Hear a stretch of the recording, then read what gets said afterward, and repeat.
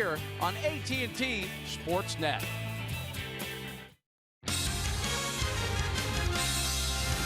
He struck him out. Clear the deck. Cannonball coming.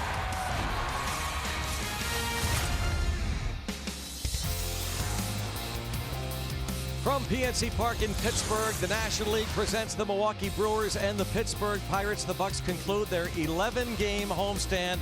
They have gotten red hot. The Pirates have won 5 in a row, 7 of their last 8. Kids getting lunch bags today. The Pirates have been going to work lately.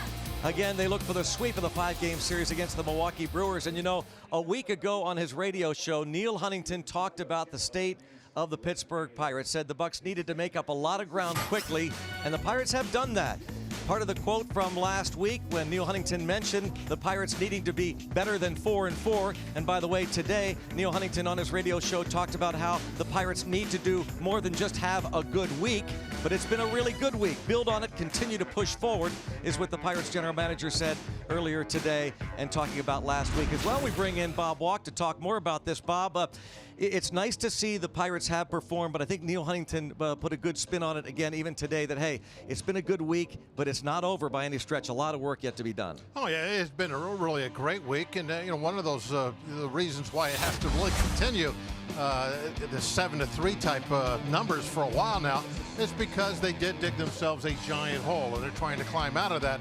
So it's got to be much more than a week. It's got to be, you know, playing like this for maybe another month or so. That's what the team really would like to see. But you look at those numbers early on, it would seem like there was a different hero all the time. These last few games, it's the whole team really pitching in. Speaking of heroes, Bob, you love this, the long ball. We saw a lot of it yesterday. 5 in the nightcap, 2 in game 1. Marte and Polanco, they did it twice, but even Max Moroff and Jordan Luplow got involved. You know, I was kidding around yesterday about this, something I always say about, you know, solo home runs, they'll beat you. Well, solo home runs, they really were a big part of that game. Pirates almost look like the Dodgers going out there and just pounding that ball over the fence. Pirates look for a 5-game sweep of the Milwaukee Brewers. Joe Musgrove on the hill today. Pirates Brew Crew from PNC Park coming up next.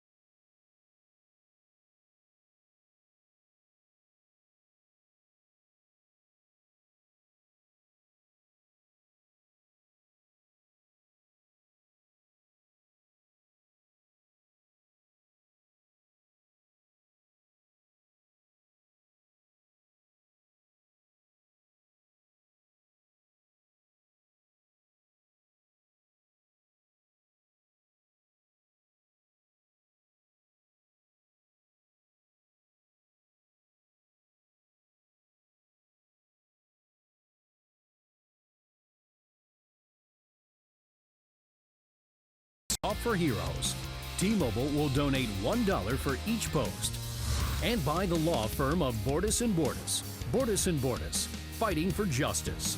Let's go Bucks!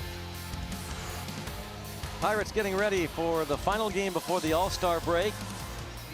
It's the final game here at PNC Park in quite a while. Of course, after the All-Star break, the Pirates will be on the road. Next home game not until Thursday, the 26th, against the New York Mets.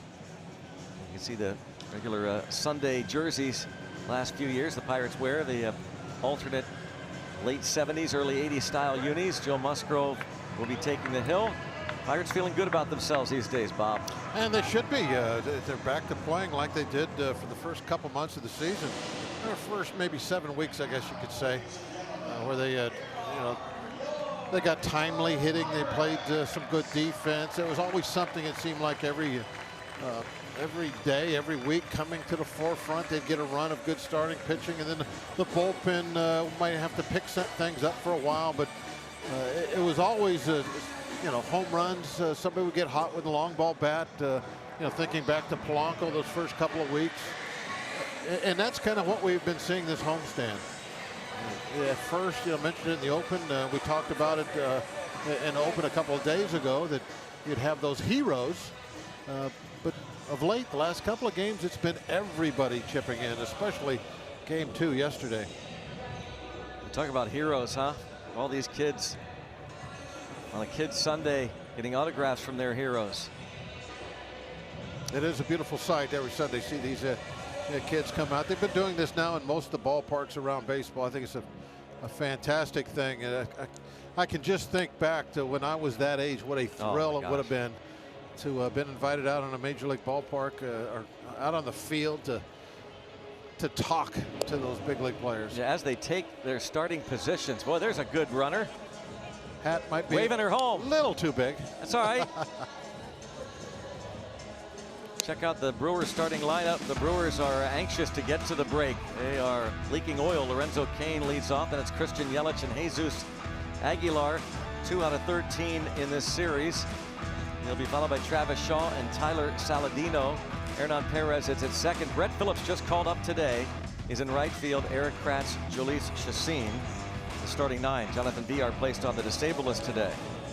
And they had a tough time scoring runs here at PNC Park, and now they got to go against Musgrove, who, when the days he's on, when he's really got that good command of his fastball, he could be as tough as anybody. So if he's throwing the ball where he wants to this afternoon, it's going to be a tough afternoon again for these Brewers to get some runs up on the board.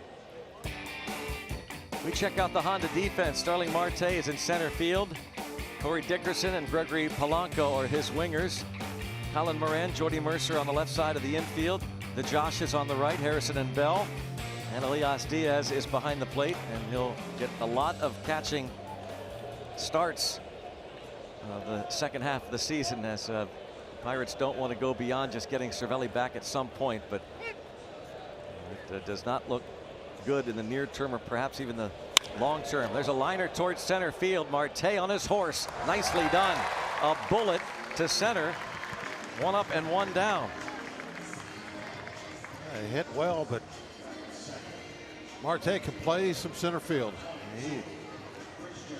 By the time he got there, it ended up being a very easy catch. Off the bat, that did not look like it was, might not even be an out, much less an easy out. But, Marte read it well and closed on it quickly. Nick Lentz is behind the plate this afternoon. Scott Berry at first. The crew chief is Paul Nart. There he is. Carlos Torres is at third. A strike on Christian Yelich, the left fielder, with 4 hits and 16 at bats in this series.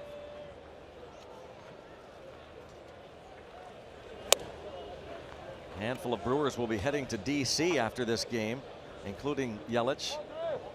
The All-Star game taking place on Tuesday night in our nation's capital. Jesus Aguilar, he's going to be participating in the Home Run Derby tomorrow. 1-2.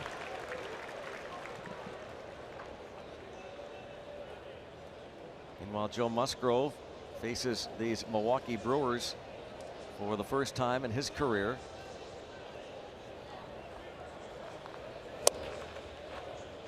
Last time out was against the Nationals here 5 days ago. Gave up a couple of runs in 5 innings of work.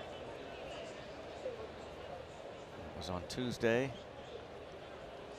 Suffered the loss. And there's Harrison. 2 outs.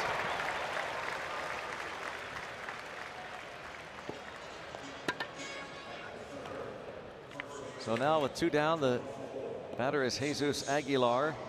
Musgrove on the year, 3-4, 377 ERA. Started the season on the disabled list, right shoulder muscle strain, and then spent a little bit of time on the DL with an infected finger. But just his 9th start. National League's leading home run hitter. Aguilar with 24. 9th in hitting, a 300 average, and the top slugging percentage of .626. He was a very frustrated Brewer yesterday. Thought he was going to explode a couple of times. He did explode in the dugout. The explosion you want to stay away from. Yeah. Talk about clearing the deck, clear the bench. And he gets angry. Yeah, that's where you got to make sure you throw him at least a couple of times every at bat. Try to tie him up on his hands. He's a long way from home plate. That tells you that he does not like the ball inside. He likes the ball away from him. Last time up yesterday, he got a base hit on a ball, had to be 6 inches outside. Hey, not happy with that call from Nick Lentz. You could tell that the pitch was a bit outside. Another frustrating day. Yeah, let's hope so. Set the tone for this one. Yeesh. Into center. Got away with one there. That was a hanging breaking ball. But it didn't matter. Easy out and a quick inning. And what is that, 9 pitches?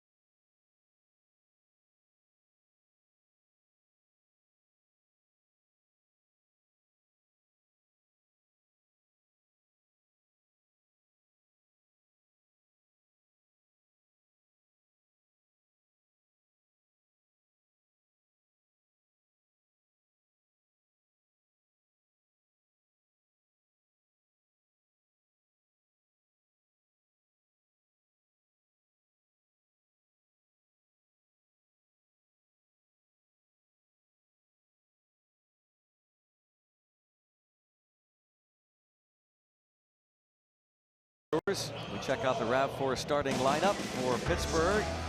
It's Corey Dickerson and Starling Marte. 1-2. Marte enjoying a very strong homestand. .410 batting average. 11-game hitting streak for Marte. Gregory Polanco, Elias Diaz will catch. Colin Moran is at third base. Josh Bell, Josh Harrison, Jordy Mercer, and then Joe Musgrove. 4 J's at the end. Jolice Chassin. His numbers on the year. He's kind of slowly turned into a 2-pitch guy. You see a lot of fastballs, a lot of sliders from him. You know, Greg, something that's we've seen a lot of here this last week or so, this homestand. Buck's been getting out to early leads. Yes. See if that plays out again today. That is so nice. Jump out early. And not having to worry about 9th inning heroics or any of that stuff. Of course, game 1 of the doubleheader yesterday. It was following a Dickerson pop-up. Marte Polanco homered back-to-back. And a nice little play by Aguilar. It's Dickerson.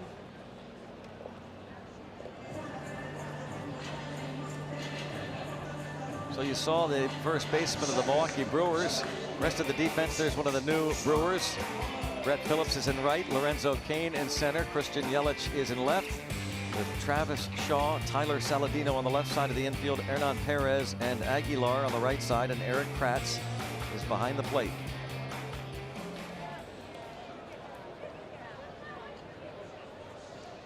The big catcher.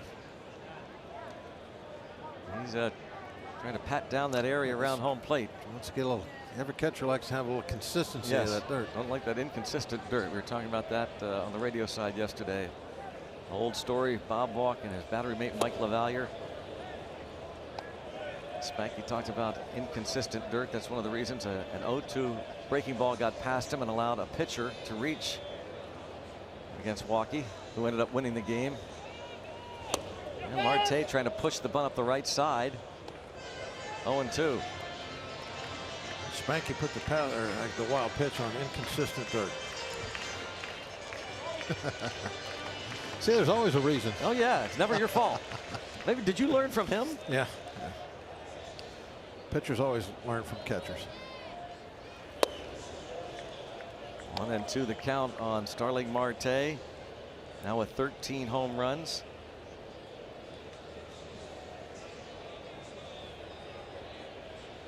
.250 career hitter against Chassin and a half swing tapper.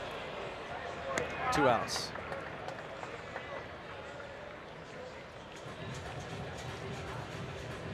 Our AT&T Achieving More feature. Gregory Polanco, Starling Marte, back-to-back both ends of yesterday's doubleheader. Just the third pair of teammates to go back-to-back in both games of a doubleheader in Major League history. First time it ever happened, a couple of buccos. Frank Thomas, the original, and Dick Groat did it in 1957. Last time it occurred, a couple of Oakland Athletics, 1968, Sal Bando and Reggie Jackson. Quite an accomplishment. They did it in the first inning of game 1. They did it in the 8th inning of game 2 yesterday.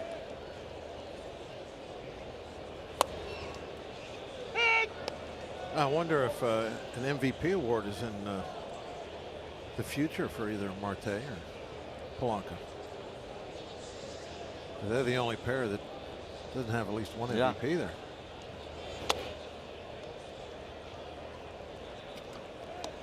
History shows that one of the two is going to be an MVP. Yeah.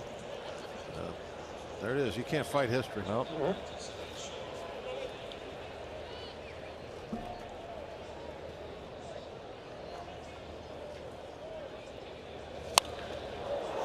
Rifled foul deep. Tell you what, when he puts a good swing on it, I mean, he puts a hurting on a baseball. That line drive home run in game 1, then game 2.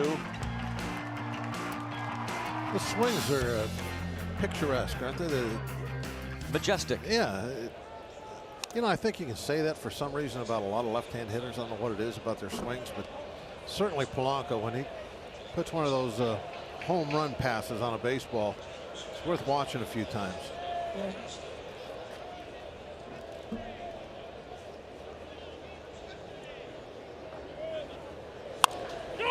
And bounce toward shallow right and a throw away. Not as easy as it looks when you're playing out in shallow right. He's playing, you know, just a couple of steps deep. Routine ground ball. Polanco wants time. Doesn't get it. Hustling to first. Perez throws it away. If he's not way in the outfield, he doesn't have to rush, and it's just an easy routine out. It's his 3rd error of the season. See if the Pirates can take advantage with 2 outs. Elias Diaz.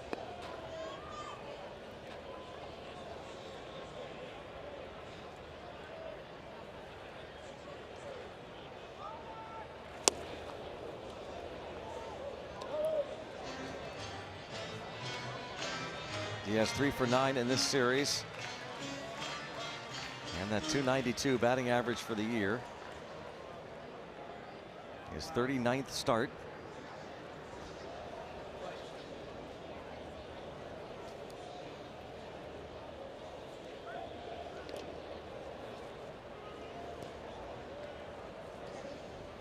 Game number 97 for the Bucks.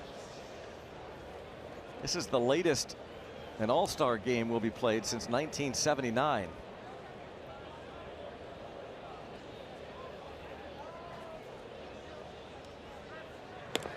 So, you know, a lot of the numbers you'll see throughout baseball are going to be skewed a little bit because of that fact. Heavy on the first half.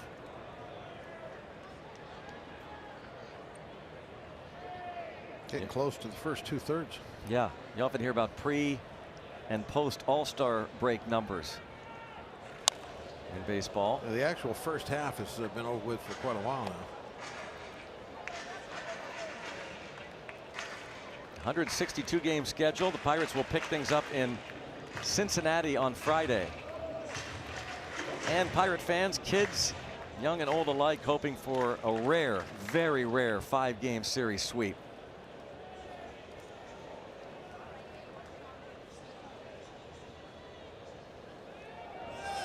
And taking off, Polanco on the 0-2 pitch that's fouled away. Thanks to our buddy Ryan Marzak. He did a little bit of research for us, and there have been 443 5-game series since 1961. 443 5-game series since 1961. Just under 11% have ended in a sweep. It is very, very difficult. Last 5-game sweep by any team, the Yankees against the Red Sox in Boston back in 2006. Again, they don't occur very often these days, 5-game series. This one, because of a rainout, was originally a 4-game set. 5th had to be added on.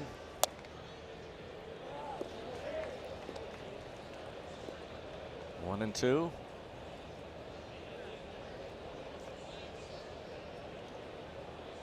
Chacin against the Pirates is 2-4 in his career in 8 starts. There goes Polanco again, and another foul.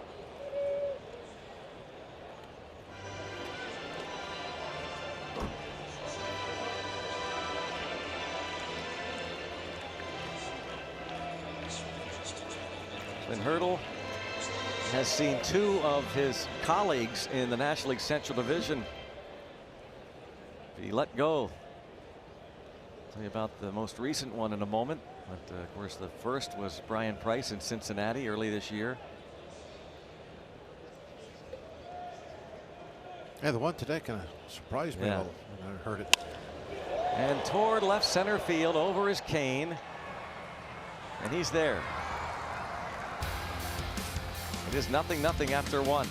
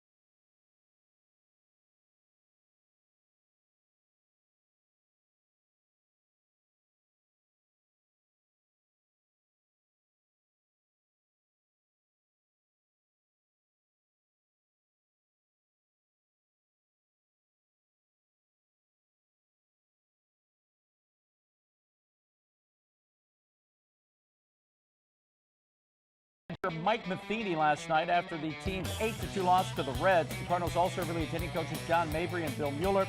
Matheny went .591 and .474 with the team, but the Cardinals missed the playoffs each of the last 2 years. They're 47 and 46 this season. Bench coach Mike Schilt has been named as interim manager. Guys, back to you.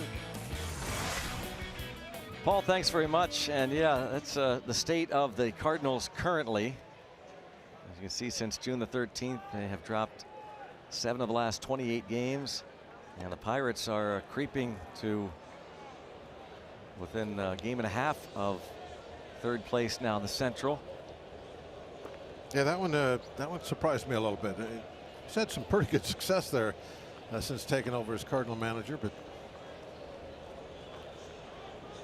perhaps there was some not seeing eye to eye or whatever, but they have decided to make a mid-season change.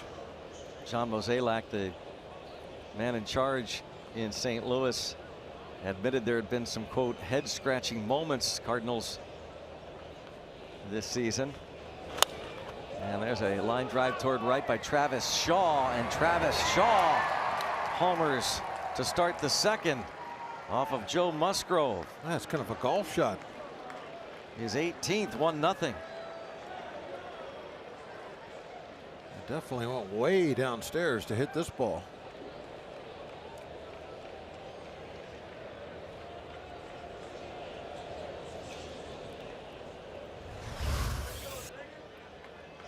The location of that changeup, that heck, if that ball makes it through, the glove's going to be in the dirt. Look at the glove. It's actually going to be laying in the dirt as it was going to catch that ball. Ball never made it. It is Shaw's second home run of the series. His 18th of the year.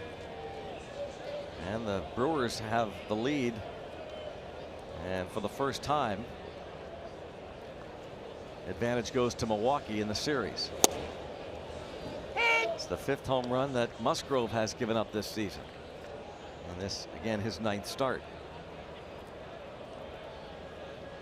They're liking it in the Brewers dugout. Tyler Saladino has 6 hits in the series.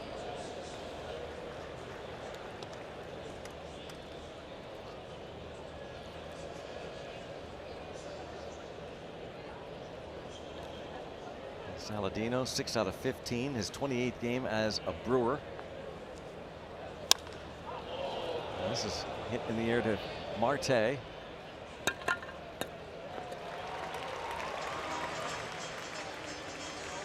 Been some line drives, period. Lorenzo Cain started the game with a liner.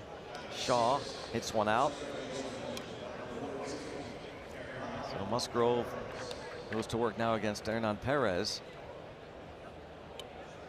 Brewers looking for some offense. Craig Counsell talked about it last night after the doubleheader sweep, and the Brewers losing the first 4 games of the series. Might be getting in their heads a little bit about, I mean, this ballpark might be getting in their heads.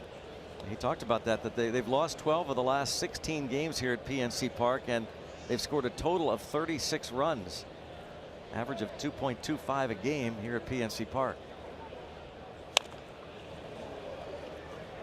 And a spinner, but it's going to stay foul.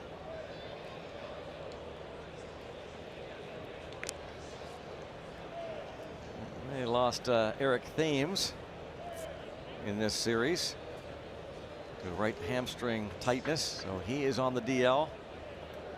Earlier today they placed Jonathan Villar on the disabled list with a sprained right thumb. That's why Brett Phillips is up. Well, the Brewers are trying to snap a season high losing streak. They've dropped 5 in a row and 6 of 7 on this road trip. It started in Miami with a couple of extra inning losses to the Marlins.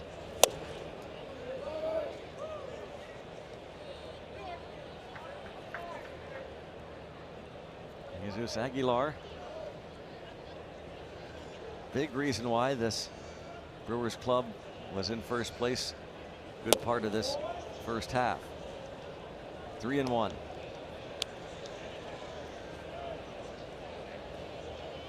One thing for sure, when you're talking about the offense and how they have struggled here, their home ballpark a great deal easier to score runs in. Musgrove walks Hernan Perez. So you could understand why, you know, they get a couple of deep fly balls here that don't get out, that they know they would have hit a home run in their ballpark. Could get into their heads a little. But then yesterday in game 2, watching what the Pirates did, that kind of took that excuse from them. No longer can they say, well, it's tough to hit home runs here. Jordan Luplow with the towel draped around him, talking to Jacob Stallings. Luplow hit 2 home runs. The last one, 430 something. Man. That was pretty impressive. Bounce back to Musgrove. There's 1 and 2. Nice finish to the top of the second. Brett Phillips hits into the inning-ending double play. Travis Shaw's homer gives the Brewers the lead.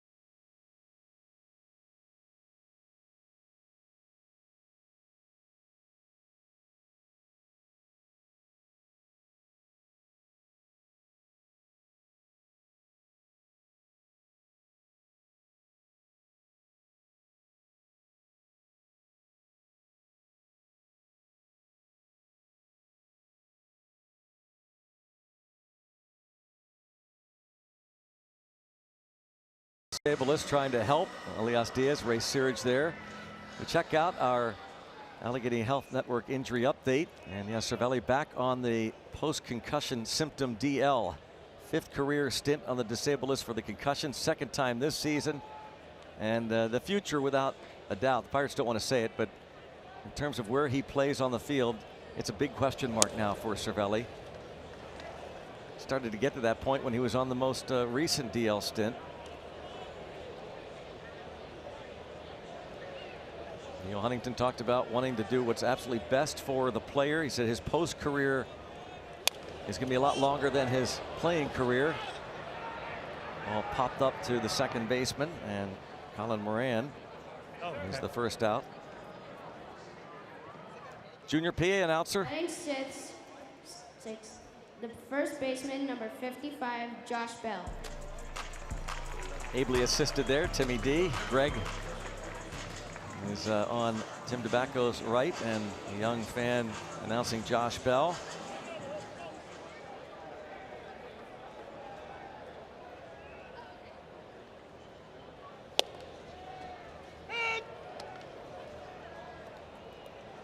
Bell 5 for 10 in the series against the Brewers.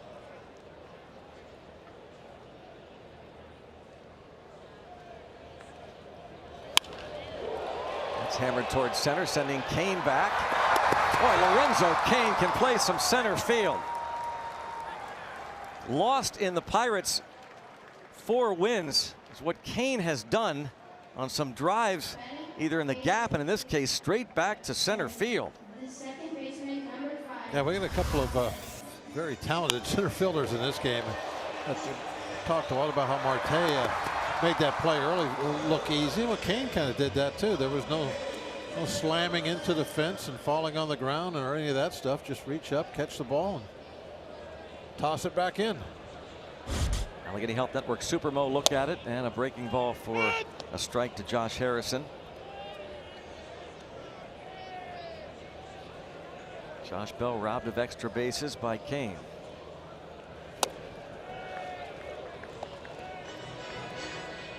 Jay Hay hitless in his last 10 at bats.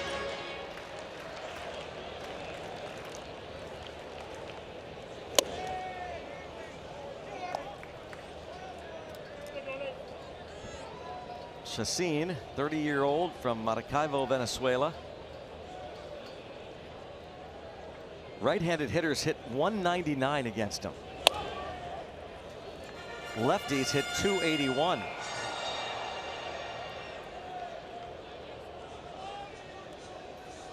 Now Harrison, a right-handed batter, is 3 for 7 in his career against Chacin. Might be one of the reasons he's in there today, rather than say a Max Moroff.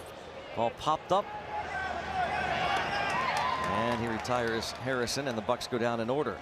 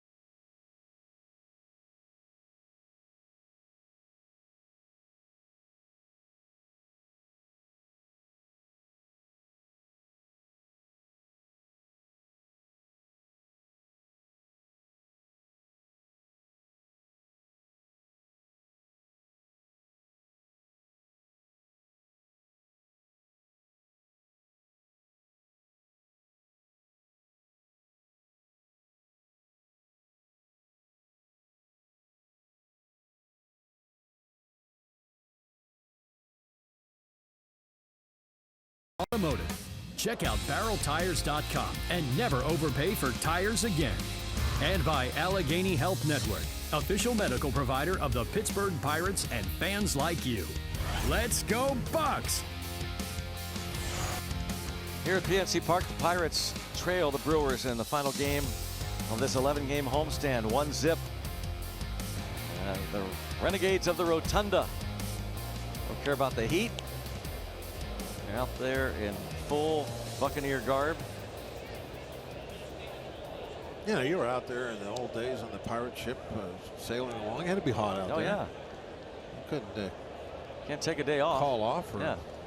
You just got to go out there, hang in there. And a line drive caught by Colin Moran. Eric Kratz, one pitch, one out. The red beard. I think the Renegades of the Rotunda ought to get him a get up like that. Yeah, maybe join them one time pregame. This ball bounce? Nope. Line out. He just threw it for practice. Yep. Just to be sure. Here's Jolie Chacin, a 194 hitter this year, 6 out of 31. He's drawn 3 walks.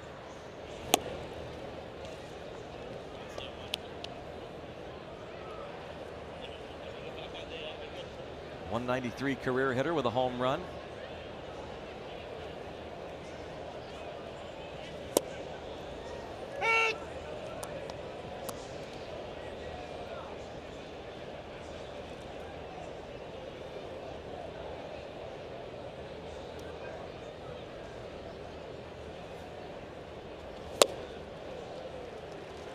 Musgrove. Sharp slider at 90 miles an hour.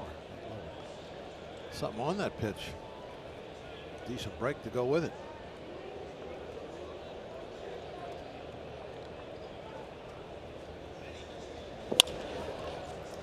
Here's Colin Moran again.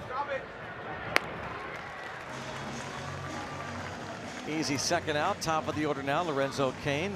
Sunday, July 29th, Pirates and Mets. It's the next homestand against those Mets. Sunday, July 29th, 1:35. Pirates Hulk bobblehead for all the kids 14 and under. Thanks to Allegheny Health Network. Every Sunday, of course, includes the #1 Cochran Family Fun Zone out on Federal Street before the game. And kids can run the bases after the game thanks to Rivendell. Go to pirates.com/kidsdays. Hulk bobbleheads given away on Sunday the 29th. He's imitating that. Remember that guy that used to go to all the sporting events, Bob, that wore that? Oh, yeah. I think his nicknamed himself Psychedelic. It must have been 20 years. Yeah. Didn't matter what it was. He Biggest events, Super Bowls. always got on camera. World Series.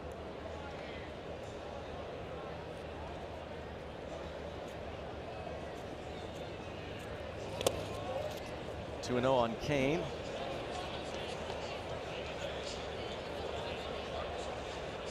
Came in 10th in the league in hitting. 298. Back for his second go-round as a member of the Milwaukee Brewers. He was drafted by the Brew Crew back in 2004, the 17th round.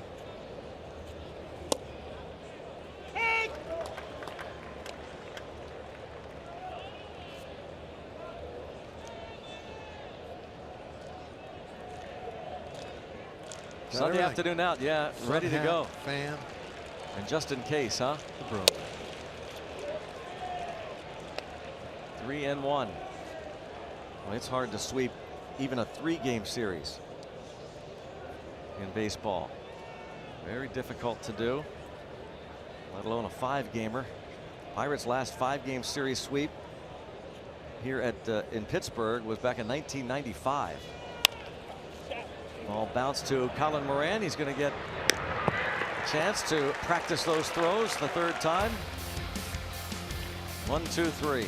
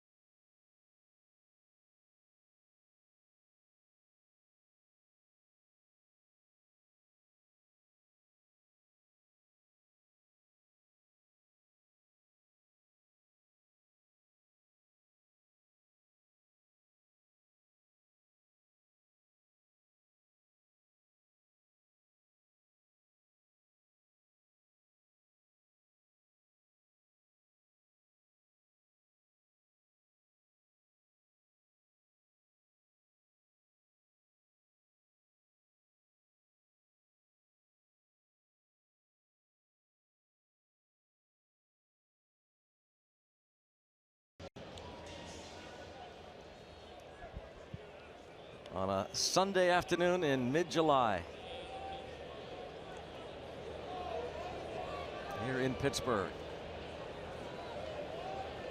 All-Star break coming up. Pirates want to end it with another W for the break. Jordy Mercer,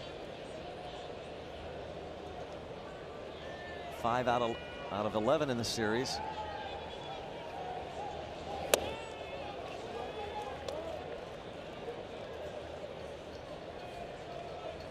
He's 1 out of 7 in previous matchups against Chassin.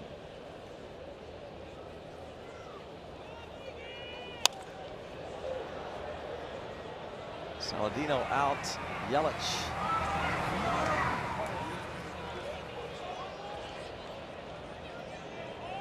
Another ball in the air. The last 5 hitters got the ball in the air. And the pitcher, Joe Musgrove, he's got 3 hits this year and a dozen at bats. I'm surveying everything right there. He's checking the defense. Might want to drop down a bunt or something.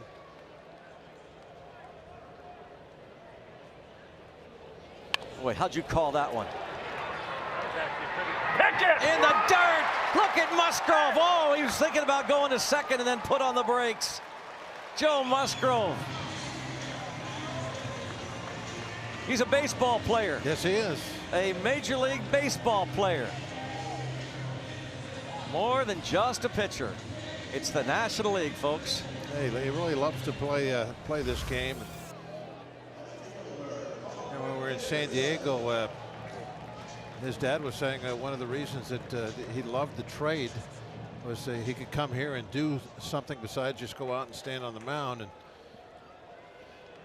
you know, we were talking it was last inning or 2 innings ago when he made that throw to second base to start the double play, about everything he does is, you know, better than the average bear when it comes to your pitchers.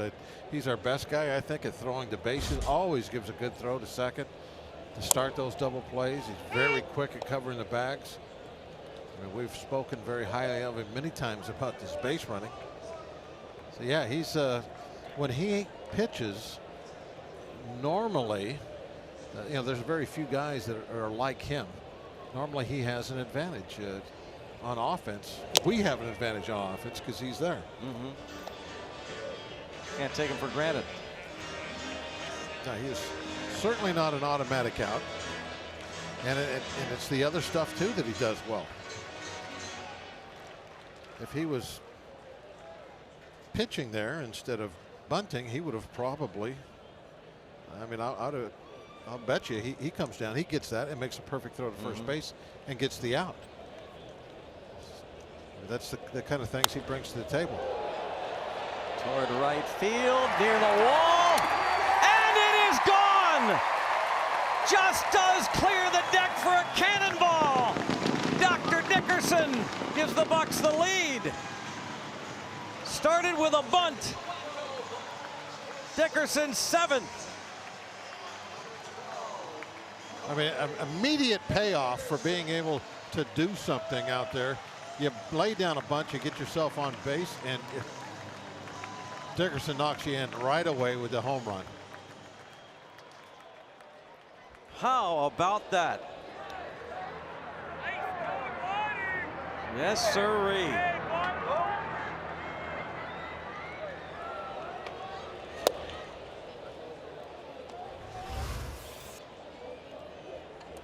Little slider down and in. A little Travis Shaw-like. Yeah, well, I was going to say both home runs today below the strike zone and golfed out of here.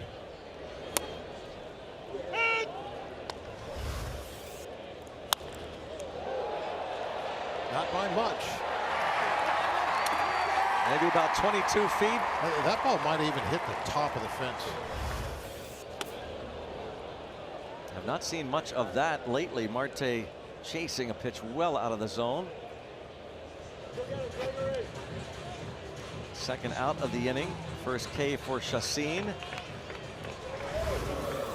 A different angle here. The Corey Dickerson home run.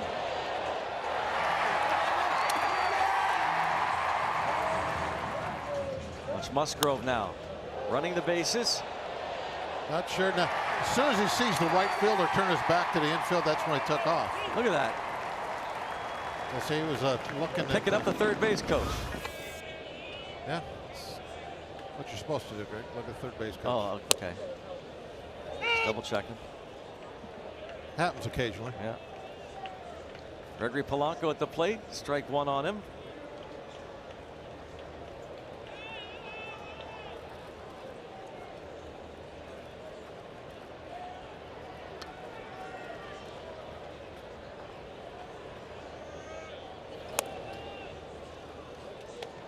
Evens the count. Polanco reached on Hernan Perez's error. Error by the pitcher Chassin. Allows Musgrove to reach, and he trots home on the home run by Corey Dickerson. And a gracious call there from Nick Lentz.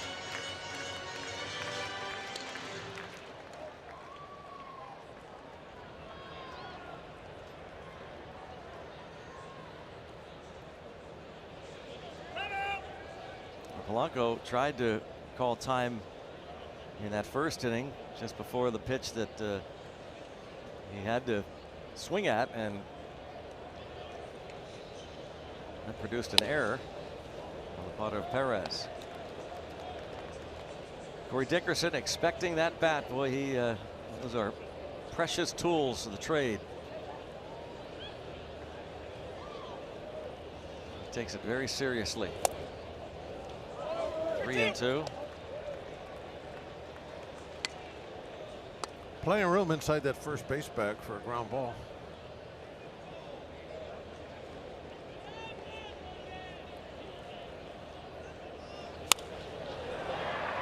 And pulls it foul. A lot of times you'll see a first baseman guard the line in these situations because you have your second baseman playing in right field. So you don't have to worry about getting a ball in the hole. Second baseman's got that covered. He's out in right field. So you try and take away the line, but the Brewers aren't really doing that. Maybe we can tuck one in there. Yeah, it didn't hit hard enough, but it hit right down the line. Corey Dickerson's 2-run homer gives the Bucks the lead.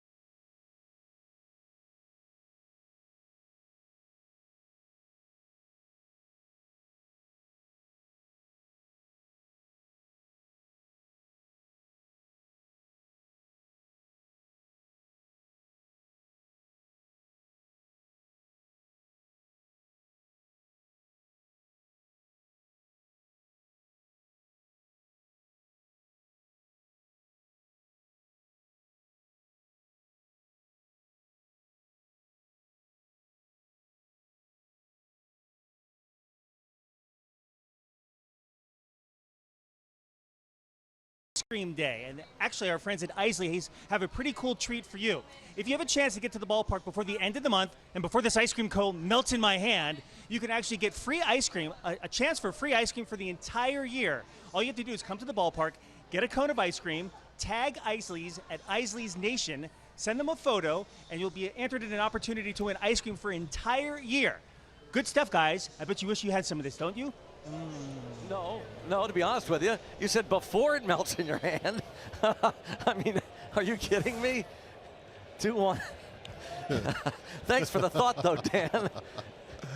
Very nice thought. It wasn't pup night. Yeah. Yeah, that it must be a little warm where You think? Dan was. That was melting fast.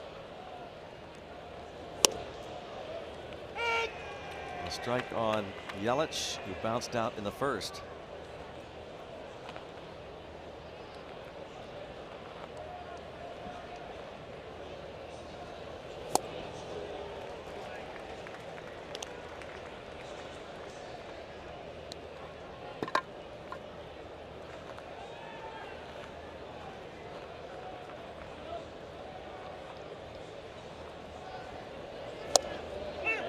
Hey, got him looking. One away as Jesus Aguilar steps to the plate. Oh, whoa, what do we have here? Oh, hey. Now this is the way to handle the ice cream. Yeah. Thank you very much. Well, Wow, that a pirate helmet vanilla of and Isley's chocolate, ice too. cream. You kidding? That's just what I like. Yes, sir. Thank you, Dan. Yeah, We were just kidding before, Dan. Yeah, oh yeah. No, I wasn't, Dan. Oh, you weren't? No. Mine's a little melty, but okay, I got it. Hey, Walkie, I special ordered the chocolate vanilla for you. I know you did. When I saw it was chocolate vanilla, I knew that was you, believe me. Ouch. Aguilar already upset. What has been going on the last couple days?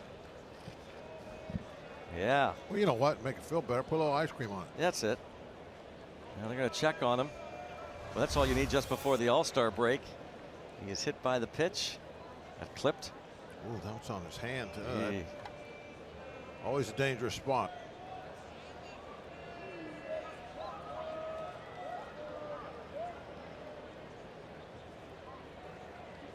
Checking on him with the counsel out there.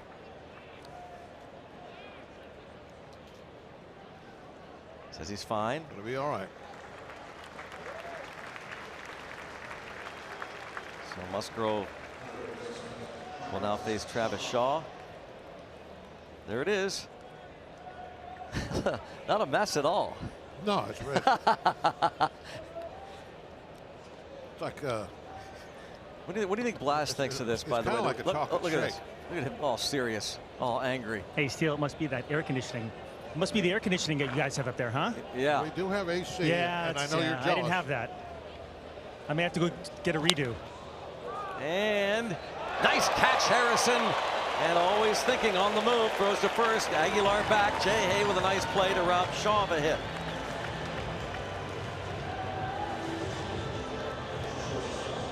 Shaw glancing up the screen, taking a look at that replay. Timed it perfectly, jumping up to make that catch. Good look on the Allegheny Health Network Super Bowl. Give that man an ice cream. And Isley's. Yes, a Pittsburgh tradition.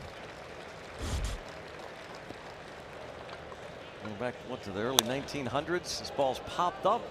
Polanco, a long run. Fair. So Tyler Saladino. A pop up in shallow right that stays fair.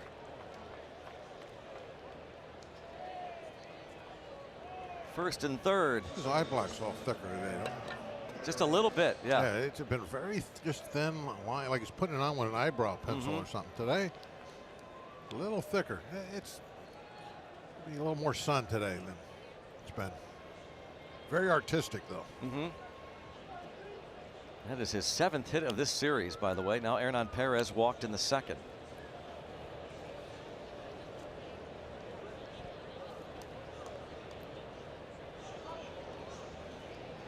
Greg, you gonna eat your ice cream or not?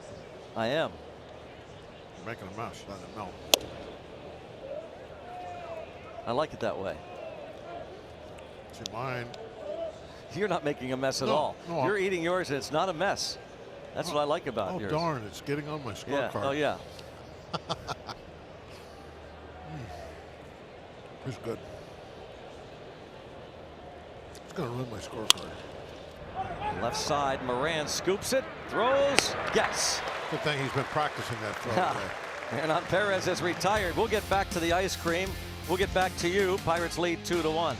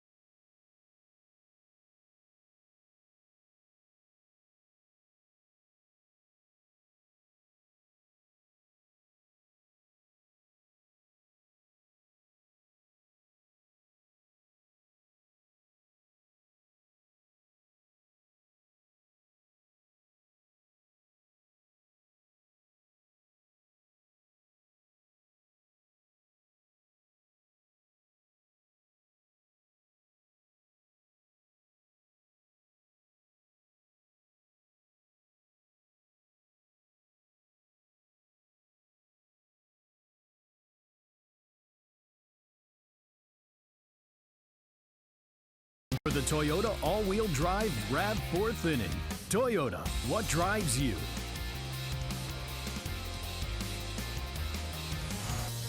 It is 2-1 Pirates leading it. Bottom of the fourth. Final game of this 11-game homestand. Brewers Bucks. And the big swing by Elias Diaz. Between innings, you know, Steve saw, he's got the monitor, he saw that we had the ice cream, so he came in and he snatched mine away. Obviously, I'm guarding mine. Well, look, I guess he's in a hurry. Turned my back to him. He's not going to get mine. Yep, Zach tried to take it. Looks like pup night there. Look at Steve and I. We're just like going at this ice cream. I see that. And he took his with him. Or he took yours with him. Yeah. Yeah. Good to see you. This is not for you, he said. Yeah, that is going back to the radio booth. Yep. Oh, there's a little behind Passes the scenes look. Passes the box of donuts that Yeah, Zach gets every day. as you can see, we eat well here. Oh, look at, he's such a sneak. Yes, he did. A strikeout for Jolice Chassin in the second. So now Joe doing the game by himself. How can anybody hear Steve when he doesn't even have the headset on? He's all by himself. Oh, there now he's saying something, throwing something in there. Are they listening to us?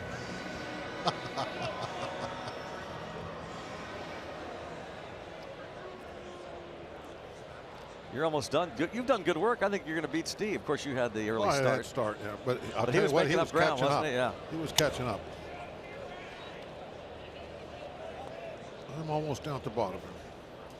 Yeah, there he is. How's it going, Joe? Hang in there. Hang in there. That's some insight right there. Yeah. Look at Terry behind the monitors. Colin Moran popped up his first time. We need more of these. How come National Ice Cream Day is only once a year? Yeah. Should be like once a Well, month. every day here at PNC Park is Ice Cream Day. Well, that's It's true. a great thing about it. Isley's Ice Cream. Thanks to the folks that deliver that for us. Thanks to Dan Potash as this ball's bounced to second. Colin Moran is the second out. Yeah, again, Isley's Nation. National Ice Cream Month. If you're at any home Pirates game this month, grab a helmet Sunday, follow us, and tag us in a picture on Twitter. You'll be entered to win free Isley's Ice Cream for a year. How about that?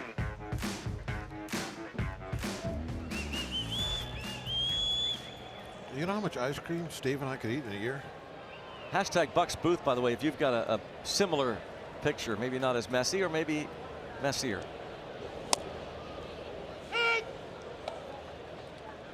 And you're at home watching the Pirates with some Isley's Ice Cream. Hashtag Bucks Booth. How do you watch the game on a Sunday if you're not here at PNC Park? Watch it with a Sunday. SUNDAE.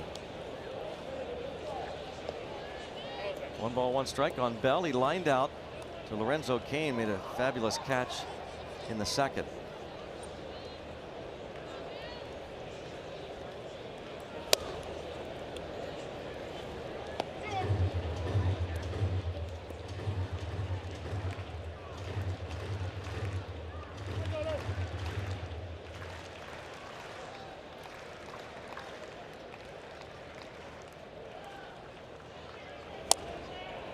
And a strike. Backdoor slider that time. Didn't really make it all the way, but they got a call.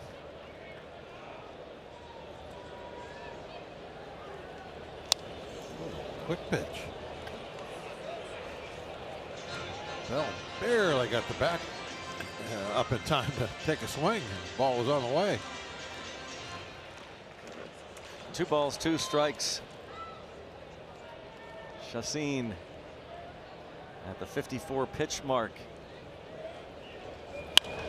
And a pop up. And Cain much easier this time. And 1, 2, 3 go the Bucks in the bottom of the fourth, leading 2-1. Here's a big fan ice cream. Scott, center field camera.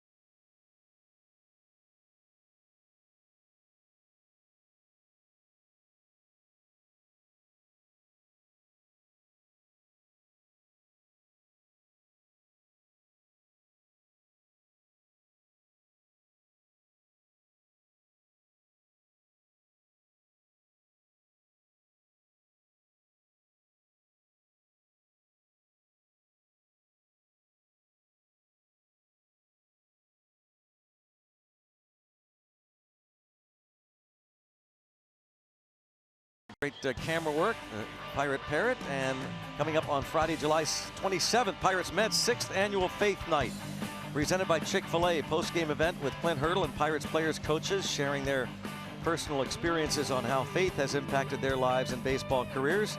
Pirates.com/Faith Night, July 27th. It's a Friday night against the Mets, and it's his 11th birthday.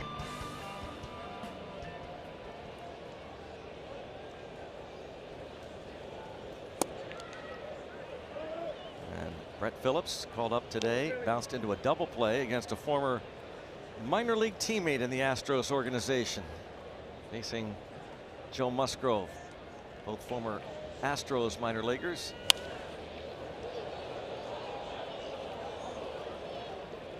Phillips 2 for 14 in the major leagues this season, was hitting .240 at AAA, and recalled today with Jonathan Villar going on the disabled list.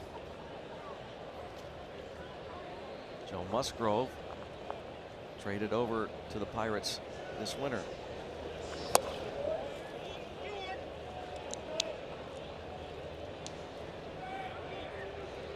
Phillips, the 24-year-old from Seminole, Florida, was a 6th-round pick of the Stros.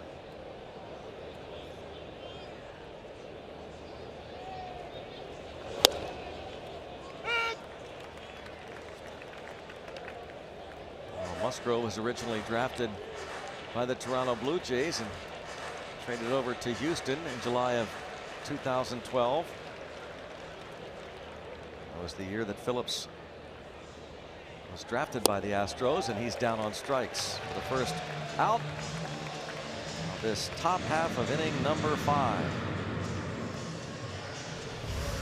Joe can really get some movement on that cut fastball of his.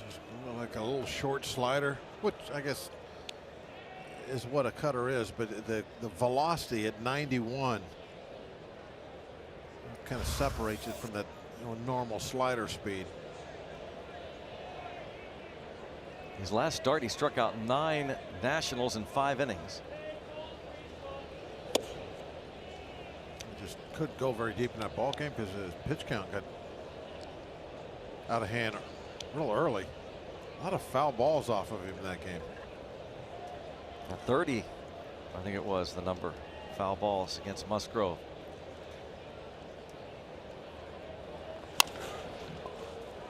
There is another former Astro, Colin Moran, with another perfect strike to first. As accurate in arm as you will find. We've seen a lot of action today. Yeah.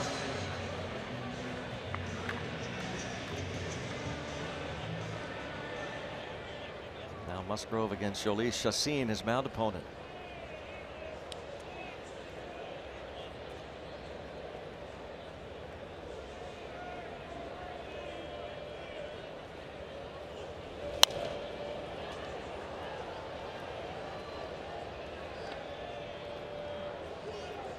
Chacín bounced out to Moran in the 3rd.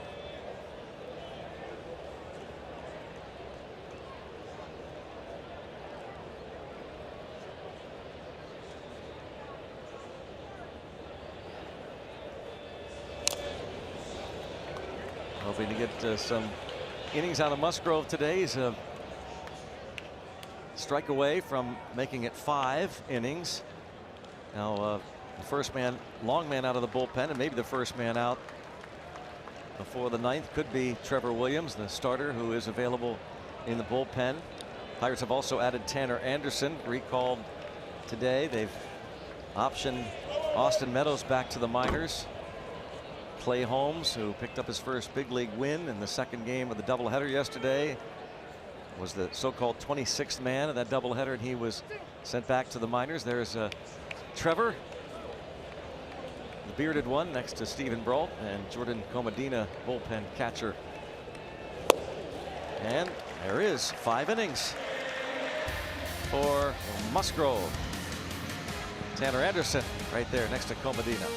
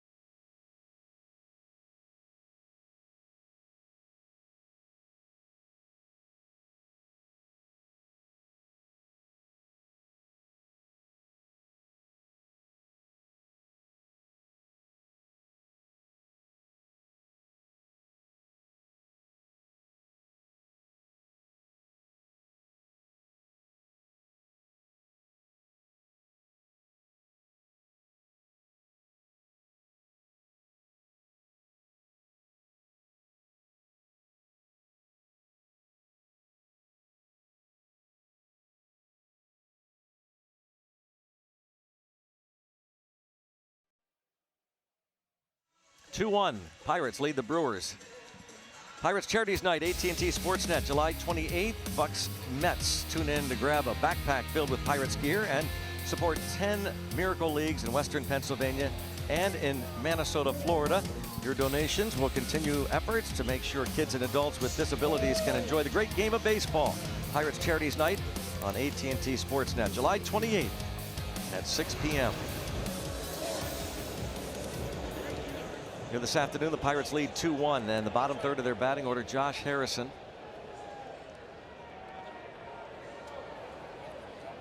It is also National Knitting Day. Today is knitting day? Yes. I could have brought my knitting. Yep. Crochet.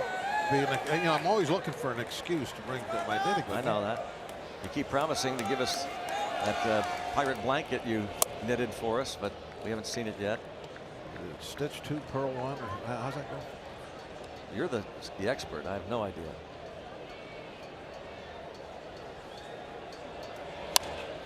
Do you use the larger needles or the?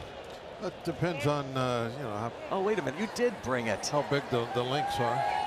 Thank you, Bob. You're welcome, Greg. I made that for you not too long ago. Oh my gosh, that is. Do you like it? I like it. I love it. All right. Why wouldn't I? Yeah.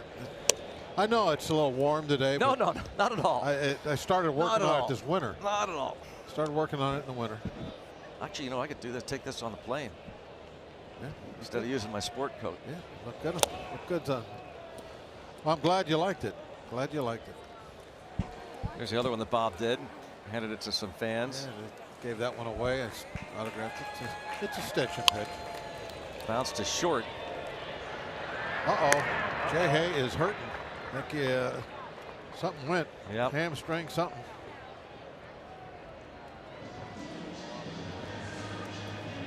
He pulled up about halfway down.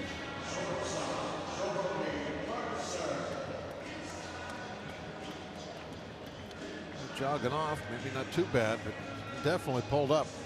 Something certainly to keep an eye on. Went straight down into the tunnel. There it is. Right there. You would imagine, your first thought, anytime you see somebody running in a straight line and pull up, you think maybe hamstring. Yeah. Hopefully he caught it quickly. Well, the fact that he was able to kind of almost jog off, even if he did tweak it, maybe won't have to miss too many days. Going hard. Right there it went. Left leg.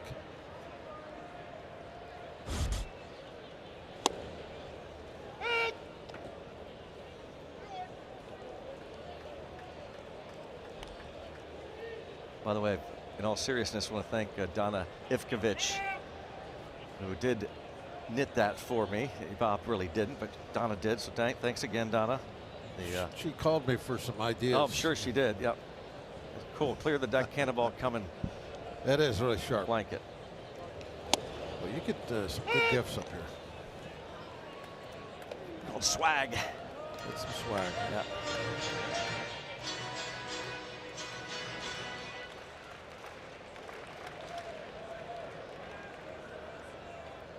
Two and two on Mercer. Oh. Well, he was trying to hit him. It looked like he had thrown at his belly button more than once. So is that looking for a little payback? Nah. You say he's trying to hit him? Well, I was tongue-in-cheek. Oh. Because he had thrown in there a couple of times. So this is not intentional, just get it going in. A glancing blow. Yeah. They're trying to throw a fastball in. You see the way the ball's spinning, that's going to make it sail a little. And it just came in and clipped him. See if Musgrove can bunt him over.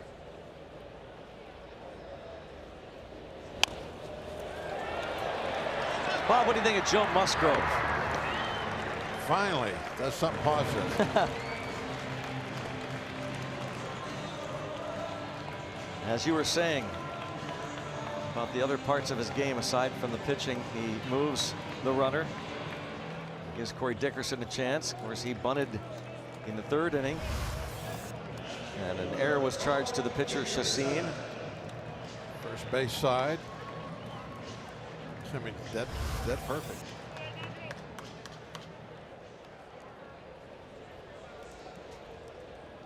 Corey Dickerson snuck one over the Clemente wall for his 7th home run of the season.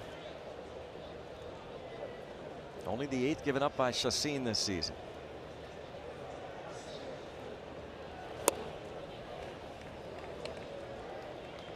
What is the good doctor thinking right now? Always thinking.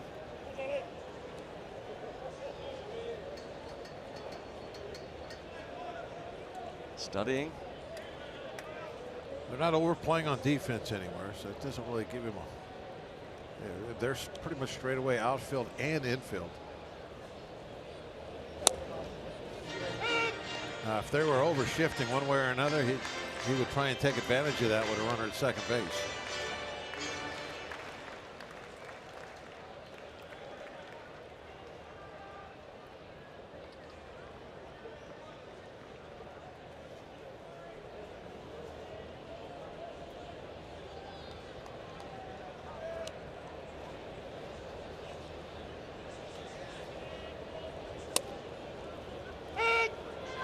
Surprised to hear the strike call from Nick Lentz.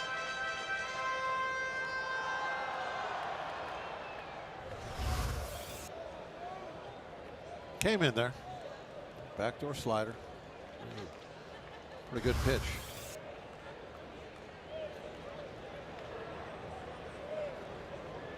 2 strikes. He's going to start giving up a little bit on the bat. Maybe not quite as much as he usually does with 2 strikes. Oh, late slap. Protect. Now he wants to be a pesky out. Get a ball put in play, and hopefully it'll find that outfield grass. The last swing. 1 ball, 2 strikes. Runner at second base is Mercer.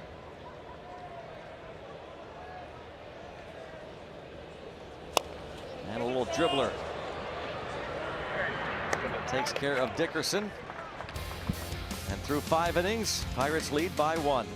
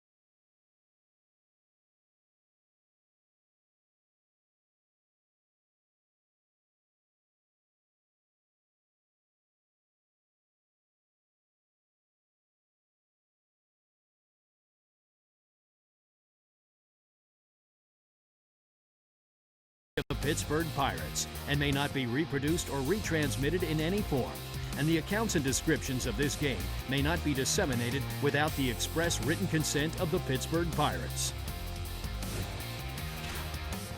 2-1 in favor of the Pirates heading to the 6th inning. Max Moroff takes over at second base for Josh Harrison. J.A. will pass along any information we get from that clubhouse. First to leave the game. some sort of leg injury. First pitch strike on Lorenzo Cain, top of the order once again. Cain, Yelich, Aguilar, Joe Musgrove looking for a big finish before the end of the first half. Musgrove faces the 1, 2, 3 men in the order. He's allowed 2 hits, a home run to Travis Shaw leading off the second, and a 2-out single by Tyler Saladino in the fourth.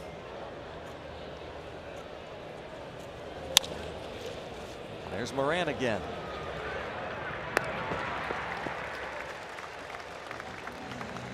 Talked to Josh Bell last week about those throws. He said, you know, haven't been playing first base a lot, but never seen a more accurate throwing arm. And then he added, you know, keep in mind that Jordy Mercer and David Freese, when they're playing on the left side of the infield, Freese at third, he said they're awfully accurate as well. Bullseye. Yeah, that's a good point. And the fact that he still stands out, this one's going foul. That even says more for Moran. True. Because it's hard to stand out when the other guys who play on that side are throwing strikes all day long also.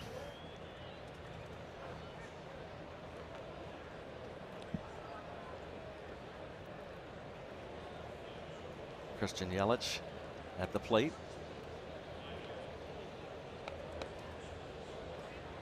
Moran and Mercer on the left side of that Pirates infield. And lined into right center. Polanco has to hurry.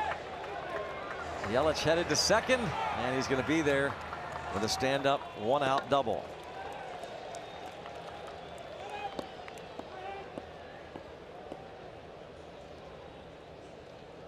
Yelich with his 5th hit of this series. He doubled in the first inning of Game 2 yesterday. He's got very good speed, so even though this one's cut off, you see the middle infielders, they're lining up for a throw to third. They got a double cutoff going to third base. There was nobody even at second. They knew it was going to be 2 bases, so don't bother covering the back. Just make sure it's not 3 bases.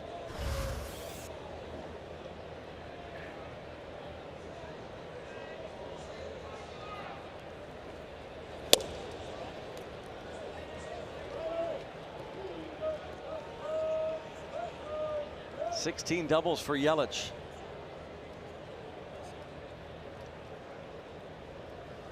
Aguilar, as flied out, has been hit by a pitch.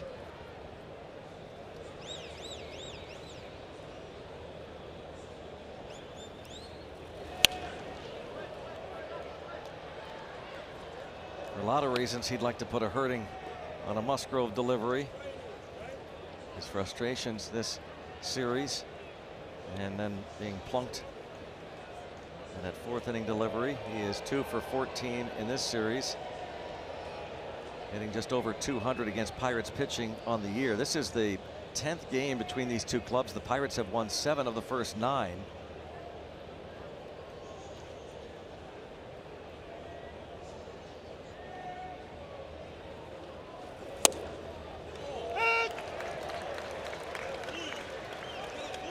Again, no, he's not agreeing with Nick Lentz.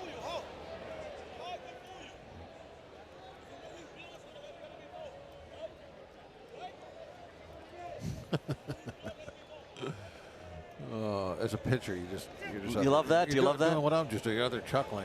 Maybe not visibly, but inside this. Yeah. Okay. Keep yelling at him. They like that. They like to be yelled at. And gets away. And with 1 out, that's a big deal. Yelich now to third. Bring the infield in on the edge of the grass.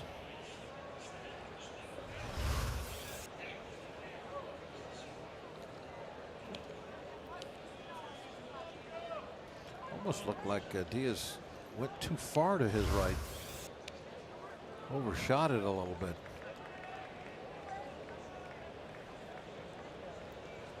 That infield with Moran, Mercer, Moroff, and Bell. in on the grass against Aguilar.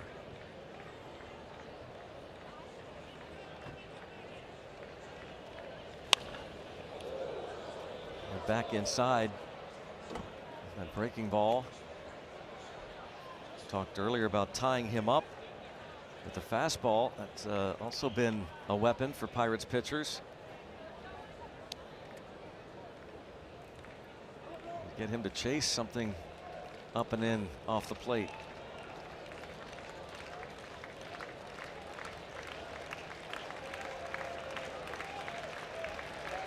Would they go there?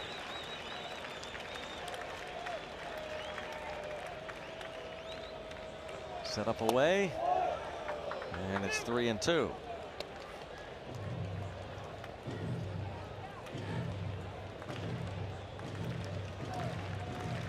Travis Shaw has been, over the last couple of games, I guess 3 games including yesterday, been as locked in as any of the Brewers. He's been a tough out.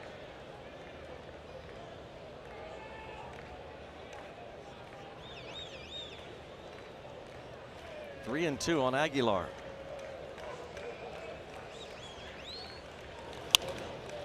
Still 3-2 as he pulls that foul.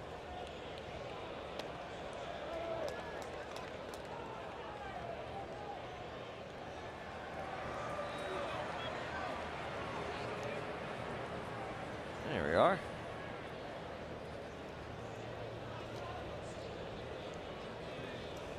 Hmm.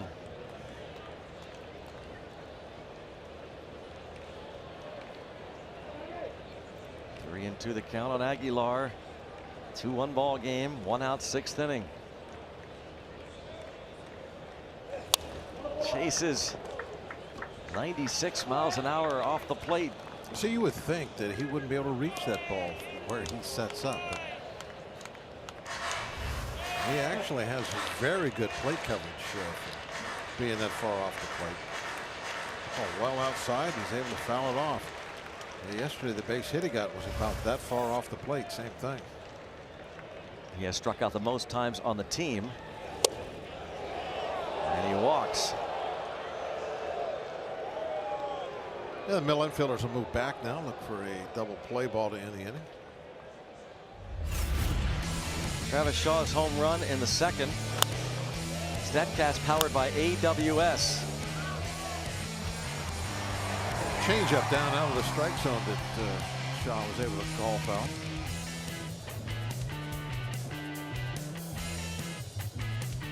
Now that same pitch, if it's on the outside corner, even outside half of the plate, you might be able to get a ground ball to second on. That's exactly what he's looking for right here. Keep the ball away from him. If he's going to pull it, if it's a ball away, he'll pull it on the ground. Very important first pitch strike. Not that one. That was up a little bit. That's a ball that you can, he'll slap through that other side or lift in the air.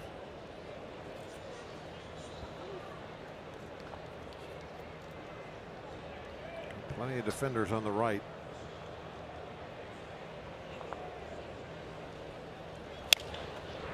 And now out in front, 0-2 on Travis Shaw. In his 2nd year with the Brewers, drafted by the Red Sox, 9th rounder 7 years ago out of Kent State. His dad played in the big leagues for a number of years, was a one-time closer of the Dodgers. In fact, on this day in history in 2004, Eric Gagne surpassed his dad Jeff for the most career saves in Dodgers history. 0-2. Lifted on the infield. Moran. 2 outs.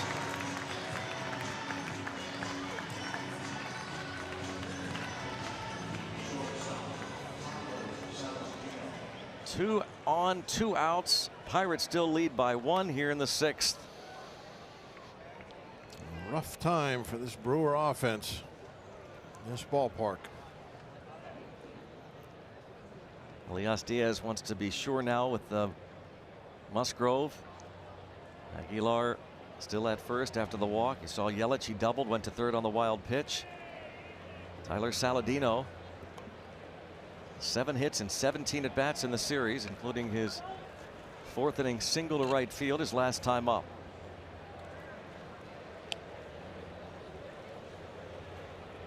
Playing shortstop in this series, Orlando Arcia was optioned down to the minors earlier, really struggling at the plate, and rumors that the Brewers might be the best fit for Manny Machado before the end of this month.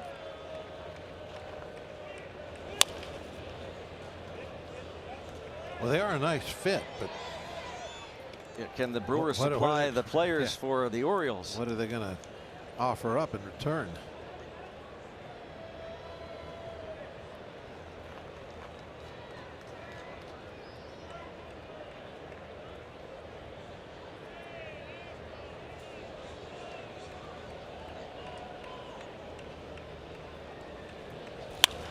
Line to left field, and a base hit to tie it.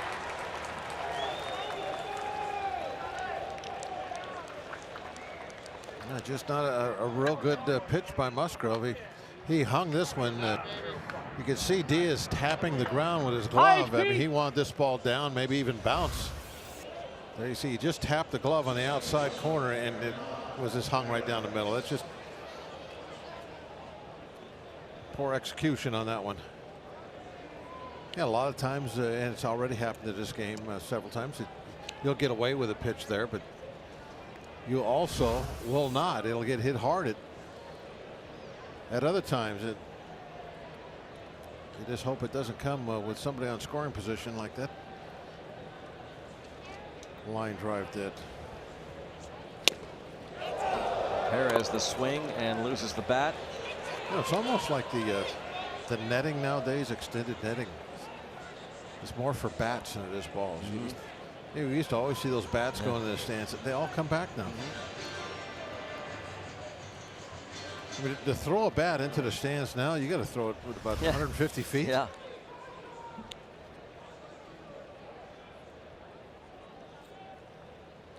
Like a trampoline back there.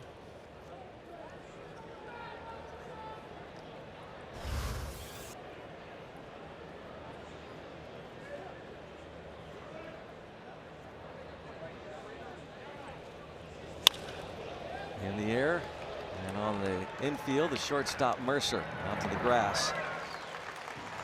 Well, Yelich doubles. Shaw popped up for the second out. Saladino delivered. It's 2-2.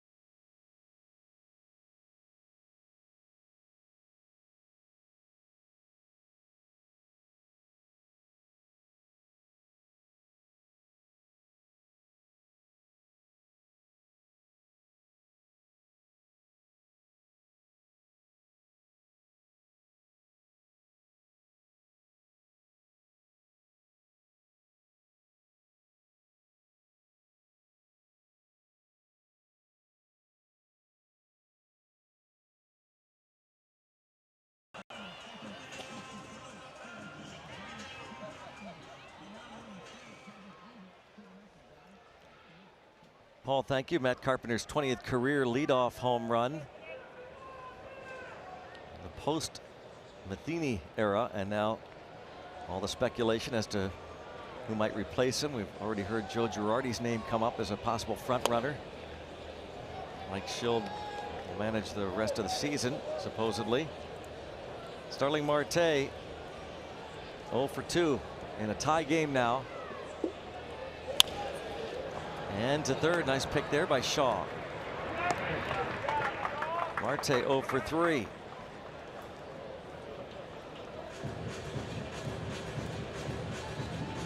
Gregory Polanco will be coming to the plate. He is 0 for 2. And we're going to have a switch here. Greg Council's going to remove Chassin, and he's going to bring in another all-star, Josh Hader, to face Polanco.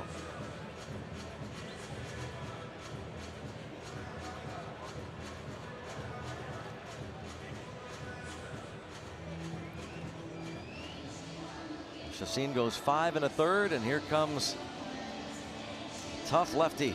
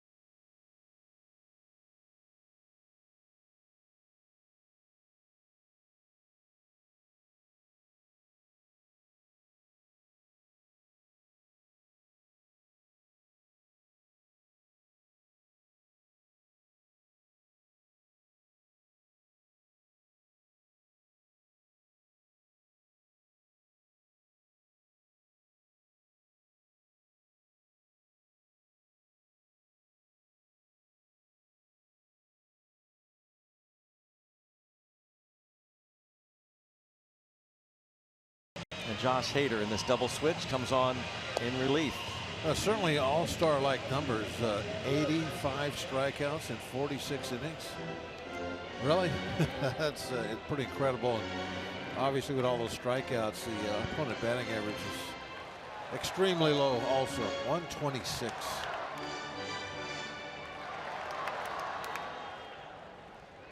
Facing a hot hitter in Gregory Polanco. Barrel Automotive League leaders, most homers last 10 days. Polanco and Marte both with 4. Padres' Will Myers has 6. Aguilar, these Brewers, with 5. Polanco's homered in 3 straight games.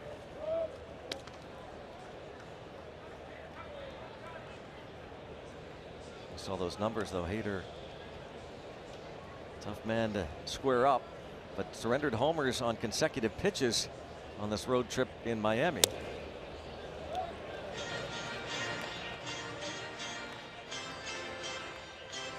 It was on Monday night.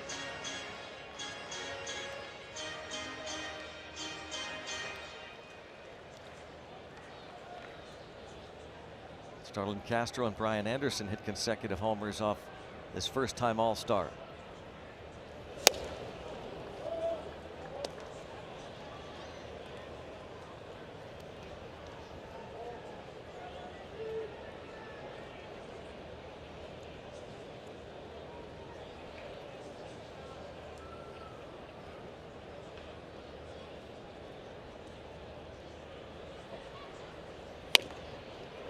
Two and two.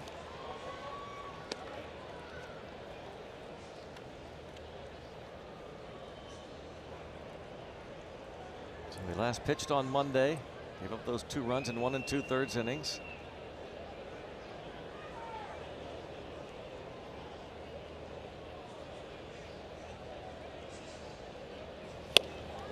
Takes care of Polanco. Yeah, he throws pretty hard, Greg, but with those strikeouts number, I almost expect him to throw like about 105. It's hard to call a guy who's a mid-90s, 96 sneaky fast, but he is. I mean, you know, you could add to that 97 a few more miles per hour because of the hitter's reactions. It does look even harder than that.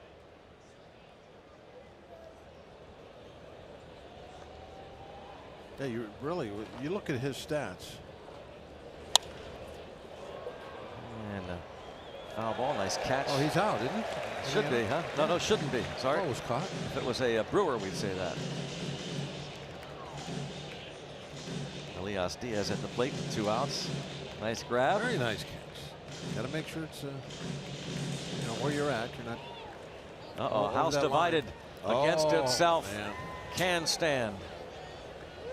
And they're just married. Hey, how about that? Congratulations. How about that? Representing 2 fine cities right there, Yep. Milwaukee and Pittsburgh. Yep.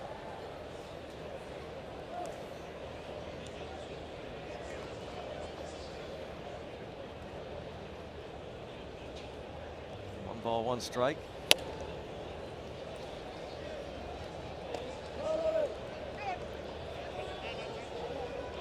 Two and 1 the count.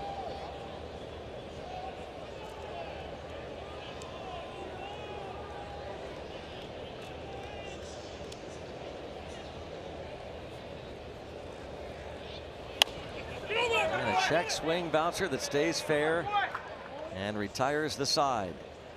Diaz is out number 3. On to the 7th inning. Congratulations.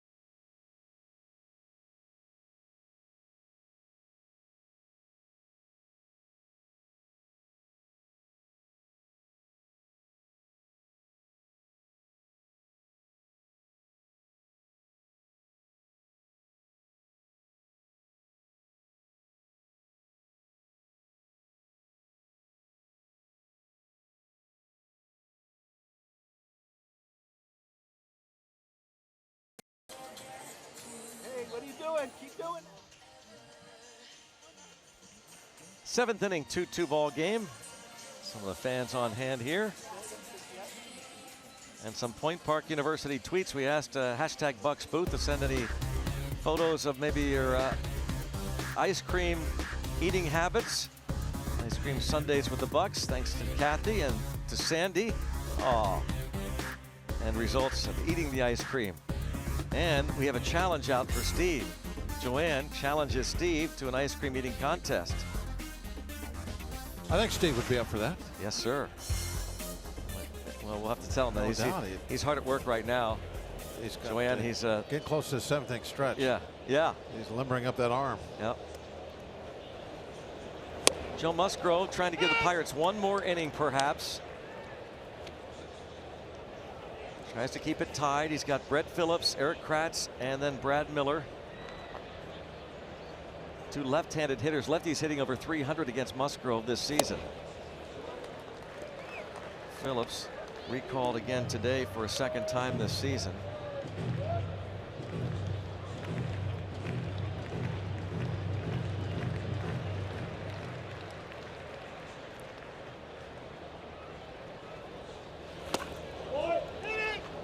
Did he?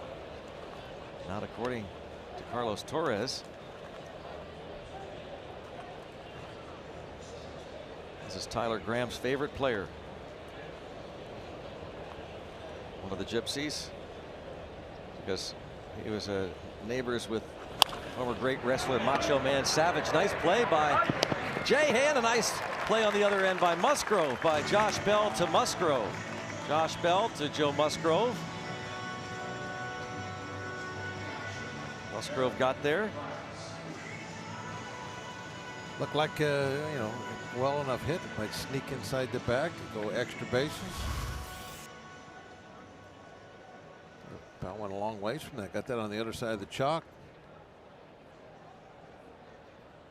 And you knew Musgrove was going to be there. Look at immediately. The nice quick first step. Handled a.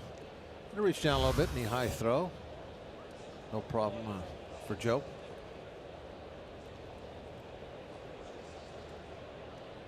Here now is Eric Kratz.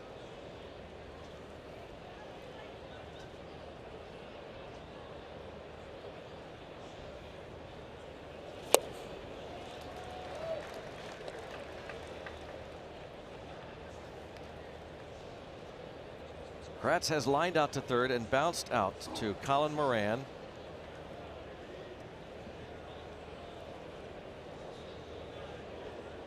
Almost exactly 8 years ago to the day is when he got the call up to the big leagues for the first time after several years in the minors. Was playing for the Pirates minor league affiliate at the time in Indianapolis. It was actually at the AAA All-Star game, which was being televised nationally.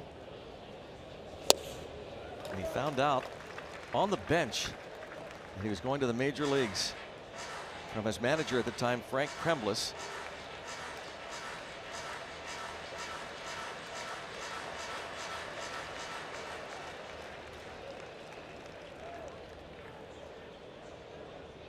At that point, that age, probably wondering if he'd ever have a major league career. And off of Moroff's glove, and Kratz reaches again for the fourth hit of the series for the veteran catcher.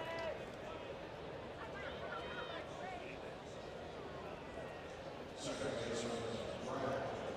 little bit of an excuse me swing, but it sure worked out fine.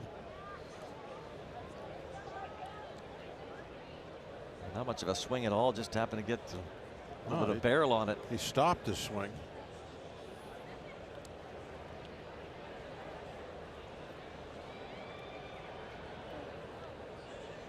Moroff goes for the backhand. Looks like it hit off the thumb of his glove. So 4 hits this series for Eric Kratz. Now Brad Miller, his first at bat. Came on in the double switch. He's hitting .241 as a member of the Brewers. Started the year with Tampa Bay, acquired by Milwaukee.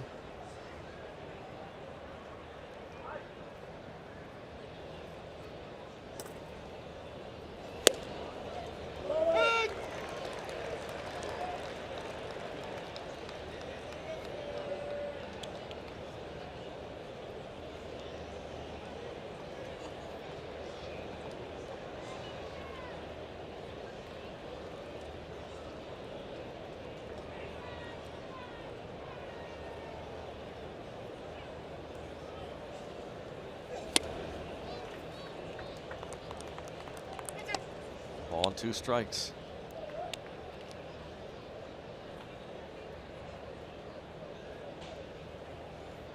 Well, yesterday was Clay Holmes in the second game of the doubleheader. Ivan Nova started game 1. Richard Rodriguez got the win. Nova did not go a mandatory minimum 5.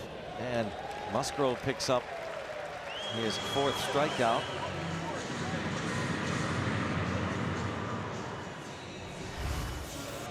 Maybe set this pitch up with that high fastball that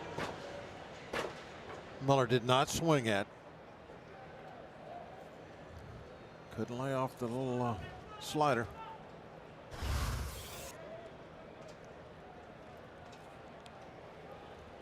One more out to give Clint Hurdle 7 innings for Joe Musgrove. Just 84 pitches. It's fantastic the way he's been able to control his pitch count. That last game, well, kind of a comeback game in that regard. Much needed because, well, you know, the closer is not going to be available. Felipe Vasquez. How about Vasquez? His velocity in game 2. Yeah. What is 6 out of 7 games he's pitched in? His 3 fastballs, 97, 98, and 100. The last pitch of the game, 100 miles an hour. It's just pretty amazing the way he's had that rubber arm of like velocity.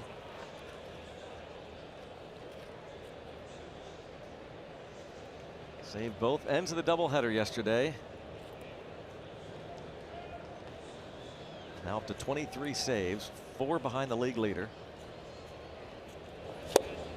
And now 1-2, the big cut from Lorenzo Cain, who is lined out to center and bounced out to Colin Moran twice.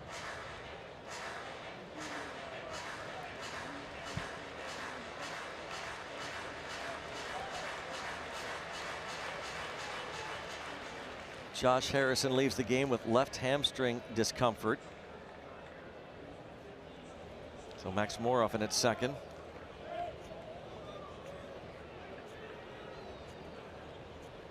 One and two.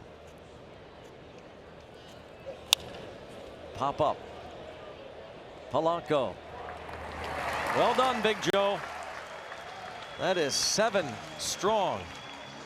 He's given up a couple. It's a tie game.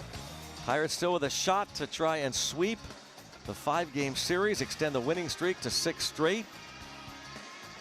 And a tightly pitched ball game here. Joe Musgrove heads to the dugout. We'll keep it right here on a Sunday afternoon for Take Me Out to the Ball Game, the Buccos and the Brewers. Today, the God Bless Pirates America and comes Sport first. Clips welcome from the United States Air Force, Chief Master Sergeant John Lee. A member of the 911th Air Wing Base, Chief Lee has been deployed 7 times in his 24-year career and awarded commendations from the Air Force, Marines, Army, Navy, and British Royal Army. We are honored that he represents our city, grateful for his service, and pleased to welcome him and his family here to PNC Park.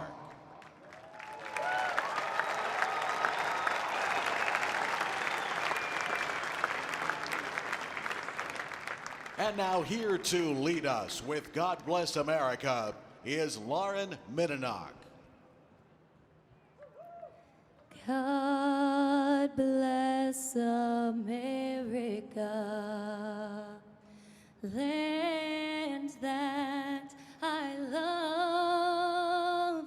Stand beside her and guide her through the night with the light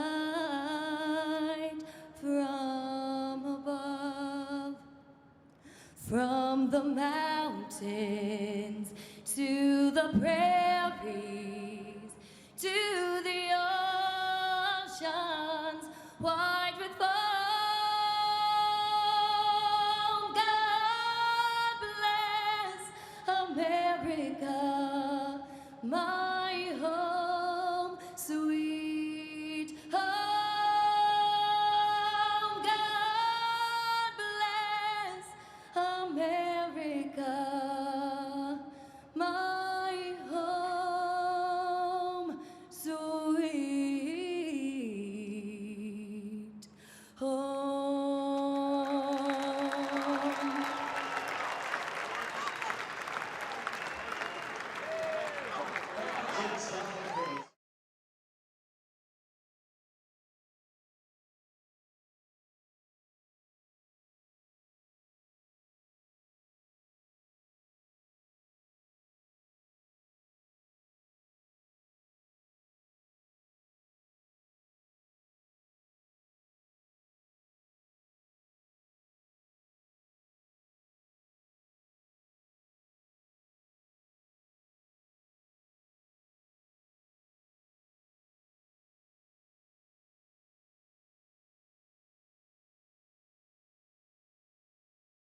Bob to go get some so that we can toss some items down. There's no reason that has to be a radio exclusive event. And here we go. Thank you, Bob. Yep. You want to help out?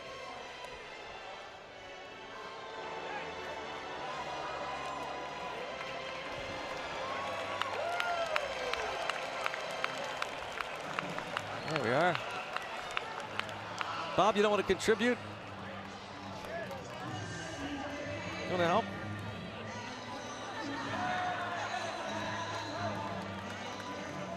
All right, Bob, you want to grab a headset? You can also talk if you'd like. It's up to you. Let's show you how we got here, by the way.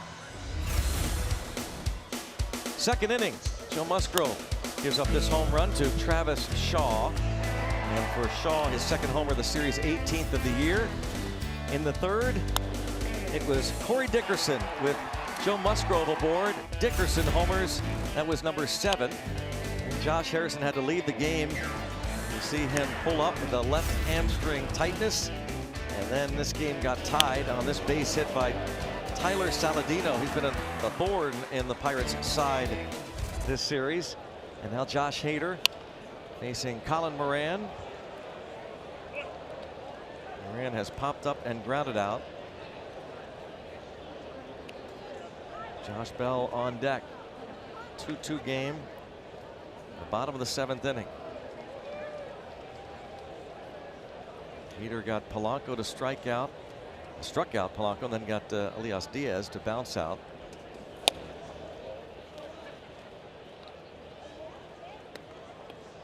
Yeah, these first 2 fastballs, Greg, example of what we were just talking about last inning when he was out there. That he's got these amazing numbers, but you know, it's not like he does throw 103, 104 miles an hour. First 2 fastballs, 93 and 94. And we saw him hit 97 a couple of times last inning, but when I saw him the first time he pitched against us in Milwaukee, you know, I was really, you know, expecting to see, you know, that lights out kind of velocity. But he does it with very, very good velocity and the old deception thing. Strikes out Colin Moran. He is just totally dominant against left-handed batters. Just very little chance. One thing that is, everybody that gets outs, you know, with that deceptive fastball, there's one thing it almost always has in common, and it's not like good velocity. There's some guys have deceptive fastball that's 87, 88. It's almost always upstairs, though. I mean, when's the last time you saw somebody that works down have deceptive velocity? I'm sure that there is an example out there somewhere, but that is what's rare.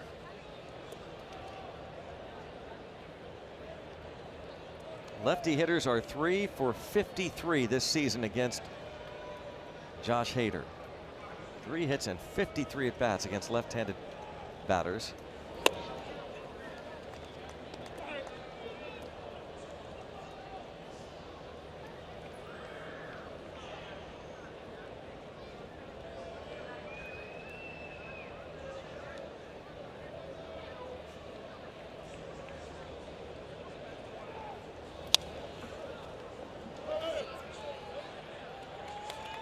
One and 2 on Bell. Switch hitter. He was 0 for 2 against the starter Jhoulys Chacin.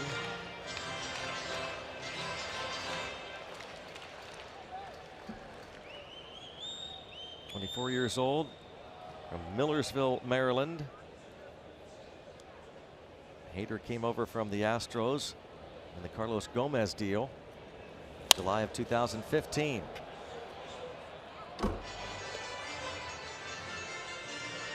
A lot of Astros around, isn't there? Yeah.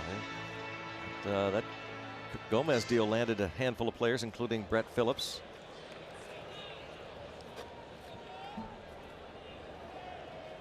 A former 19th round pick of the Orioles, Josh Hader. Strikes out another.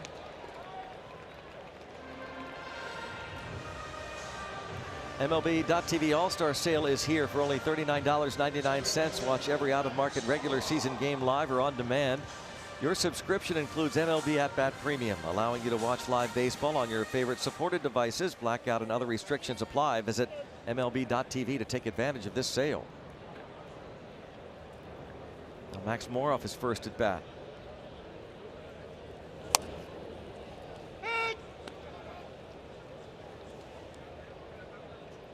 More ice cream. That one's not all melted up. Because Dan Potash isn't handling it.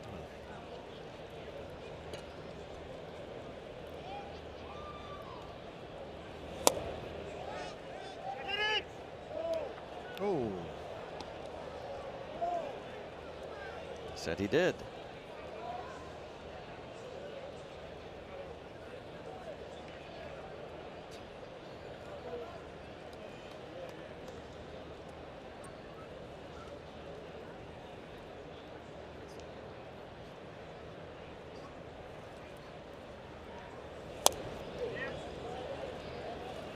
Not that time. It was Paul Nart, by the way, over there at first base.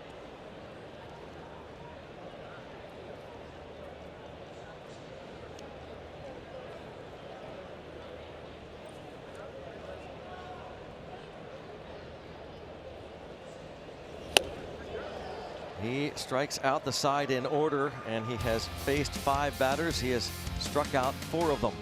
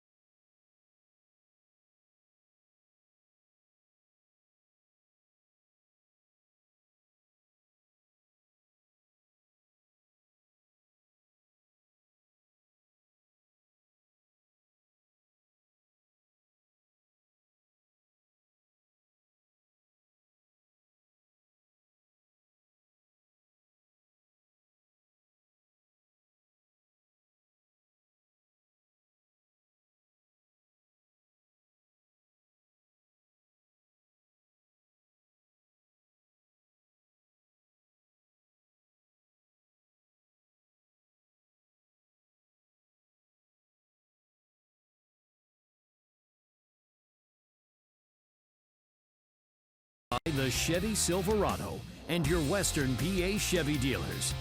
And by Levin's, the official furniture and mattress supplier to the Pittsburgh Pirates. For the best quality, service, and value, shop Levin's.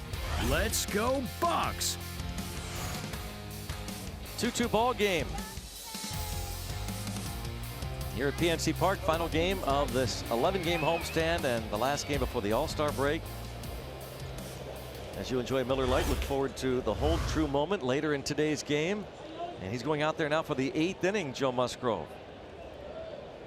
Well, it's because he's got the pitch count still in the 80s. Should have another inning in him, especially if it goes easily. Don't see anybody throwing in the Pirate pen right now. It's uncharted territory here for Pirate starters. It's been a while. On the other side, Jeremy Jeffress is up. One of their 5 All-Stars. And Josh Bell decides to head to the bag. So it's a base hit for Yelich. Kind of those tweeners there for the Pirates first baseman. That will get the bullpen going. They didn't could sit down long. Who will it be? Name has been called. Richard Rodriguez. Did he grab the glove? I saw him reaching for something. Nobody seems to be in a panic. No. Not in a great hurry.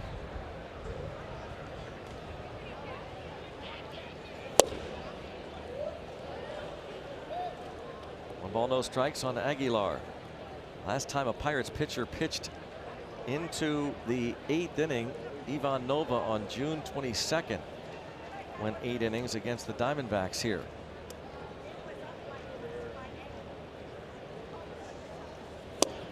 Did he? Well, looked like a strike anyway, didn't it? Yeah, well, a bunch of things go through your mind. First of all, Max Moroff, that's what they're talking about. Moroff, very similar. Paul Nart called a strike on him.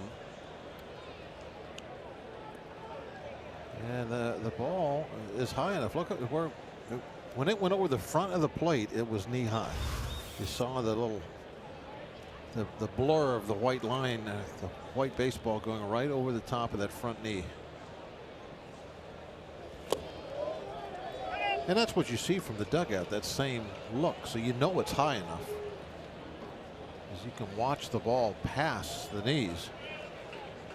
Of course, in the dugout, you could never tell in and out. But up and down, it's pretty easy from that view. There's it, the look you get. And if the ball is at the knees,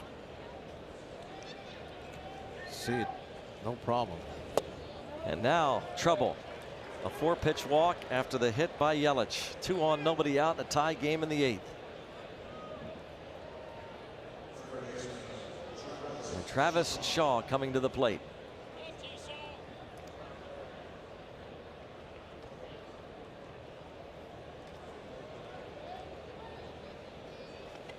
Ray Searage going to buy the bullpen some time. Shaw got up in a situation with a couple of guys on last time, popped up.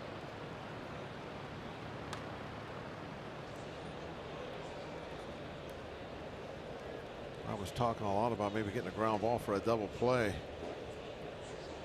again, and that would be very nice.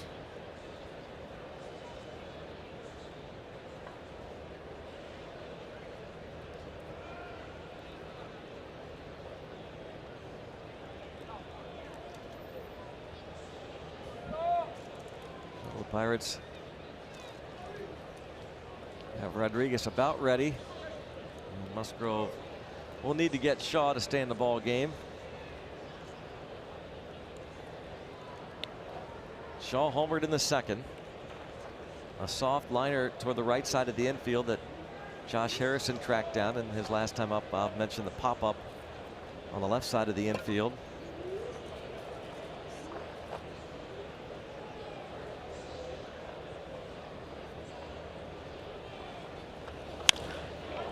In the air to left. Dickerson. And fires toward third. And not going to get the runner Yelich advancing. It's 1st and 3rd with 1 out. Aguilar didn't go with him, so you still have that double play in order.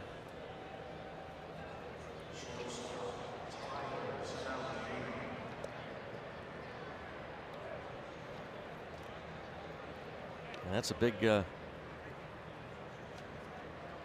mistake, really, by. Well, if you get a ground ball, here it is. By the runner at first. Aguilar. I guess you could say that it's a mistake that will show up if you get a nice 2-hopper and an infielder.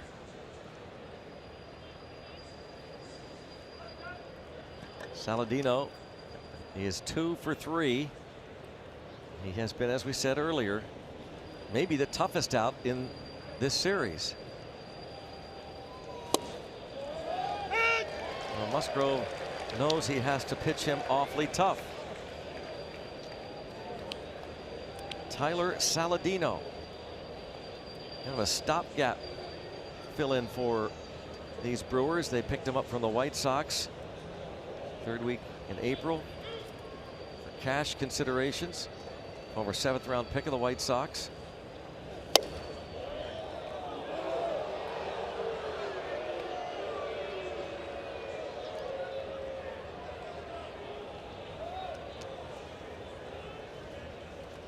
Rodriguez ready. Can Joe Musgrove get a ground ball out of Saladino?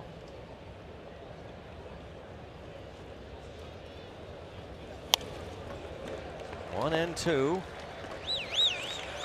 Well, one thing interesting, Nate Orf is on deck. Not that Jeremy Jeffers has any day at the beach, but Josh Hader is almost untouchable.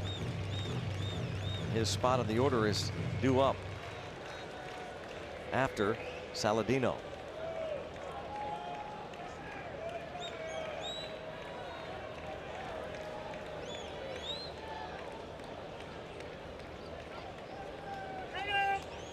And time called before Musgrove delivers his 100th pitch of the day. Looked like Diaz called that timeout. Maybe not liking what they had decided on or something. Oh, got him looking. At first, I didn't know he was going to call it. Kind of took a while, but the pitch was right there. Nick Lentz telling Saladino just that. Pitch was right there.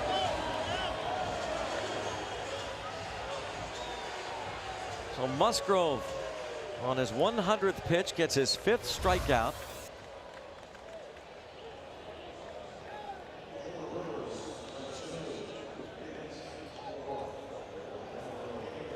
The old chainsaw.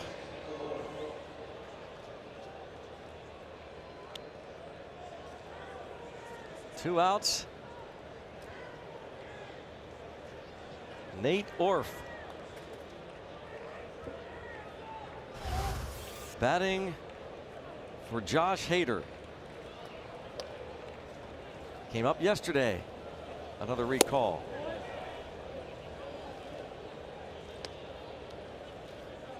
Orf was a pinch hitter in game 1 and was the last out as he bounced out to shortstop against Felipe Vasquez, and a pinch hitter in the 9th inning against Michael Felice last night and struck out, or yesterday late afternoon in the nightcap.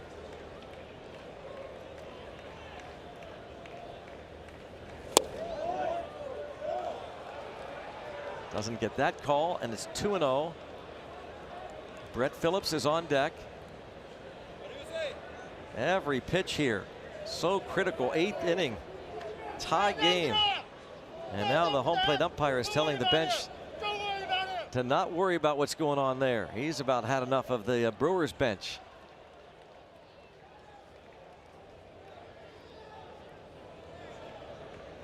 Well, there's no confusion as to what he was saying. Yeah. Clear and concise. 2-0 count. And now it's 3-0. You know, a lot of times we kind of hear things going back and forth, but you don't really know exactly the tone. But we heard that one very well.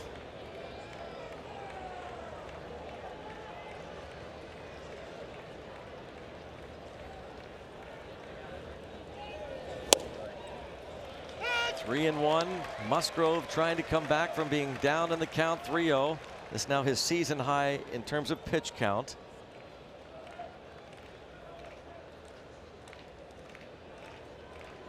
Big Joe Musgrove against the diminutive Nate Orf. Listed at just 5'8". And he walked him, and now they're loaded. Second walk of the inning. Brett Phillips looks toward the Pirates dugout. Clint Hurdle. Musgrove kind of wondering. Won't look though. Maybe peripheral vision. Can check it out. I'll tell you, Bob, this is really interesting. This is highly unusual from Clint Hurdle.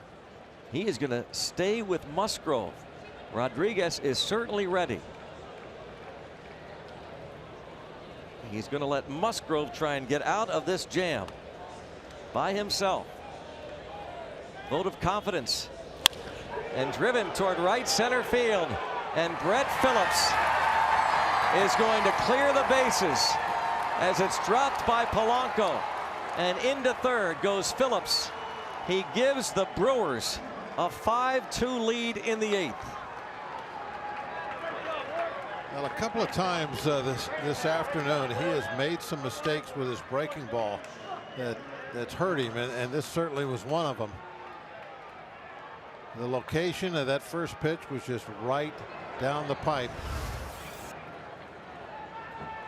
Little slider, and he just hangs it middle of the plate. That's that middle square.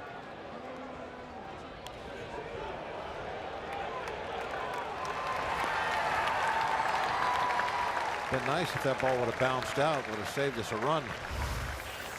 But it just stayed in, bounced up, almost hit the yellow line. I tell you, Musgrove did a heck of a job today. They give Phillips a triple and a 5-2 Brewers lead.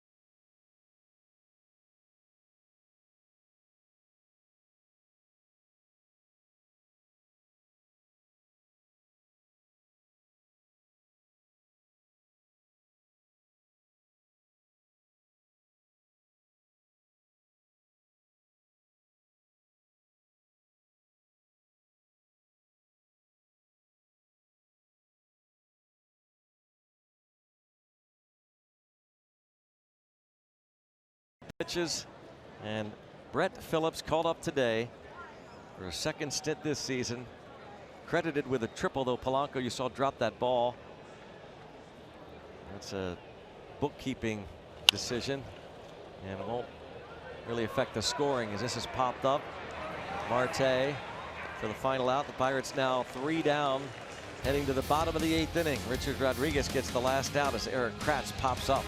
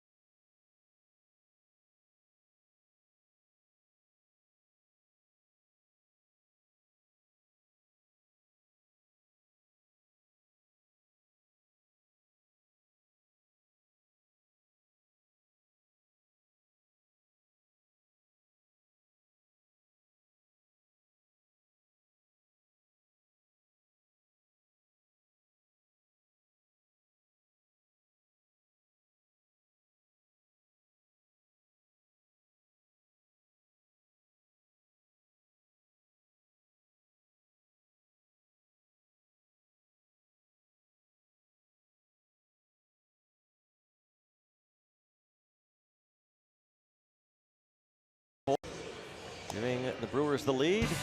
Saturday, July 28th, Pirates Mets, 7:05. Italian-themed Jim Beam block party on Federal Street before the game, including live music, food trucks, and alumni autographs. Post-game Zim-Valley fireworks show presented by IBEW Local Union Number 5.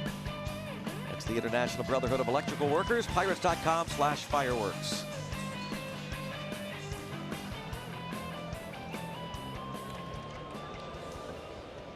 Jeremy Jeffress now. Another all-star out of that Brewer pen. Well, they got 3 of them out there. See the opponent batting average, 171. Hader and Jeffress, the all-stars. Jesus Aguilar, Lorenzo Cain, Christian Yelich, the others. Jordy Mercer. Jeffress pitched 1 inning in game 2 yesterday and gave up an RBI single to David Freese. Starling Marte had doubled off of him.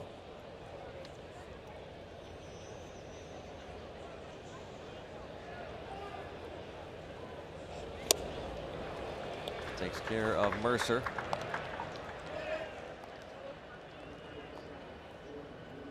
And Jordan Luplow will pinch hit.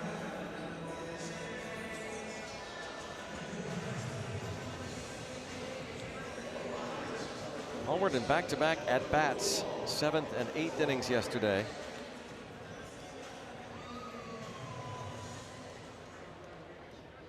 Joe Musgrove could not again get that final out. He pitched so much better than his final line. Oh yeah, yep. It's a shame. And Luplow sends it to center.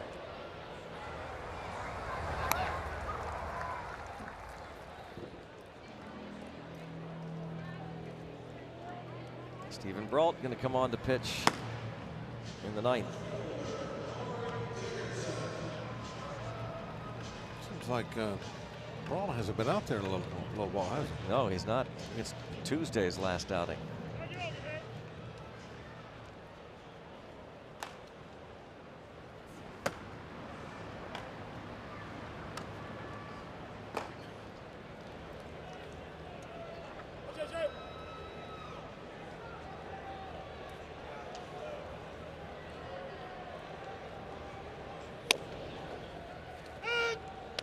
Dickerson homered in the 3rd, gave the Pirates a 2-1 lead against Jhoulys Chacin, who lasted 5 1/3.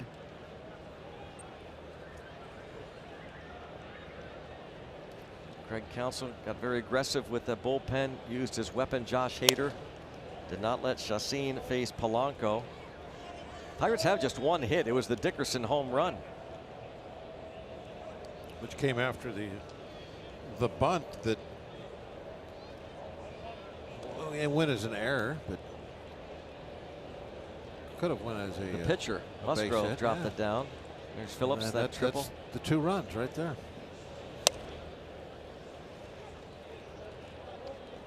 Well, his big weapons in that bullpen were well rested because they hadn't had a lead till today. So he had the luxury of going out there as soon as he wanted.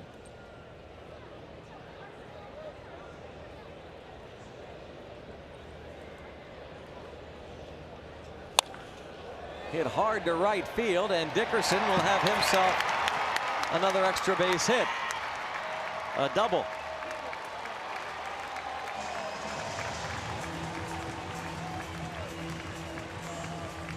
You got a couple of your bigger bats coming up now, and Marte and Polanco.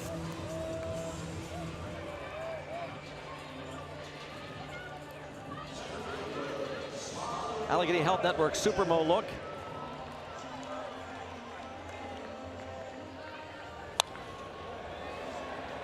Dickerson been pulling the ball quite a bit more of late.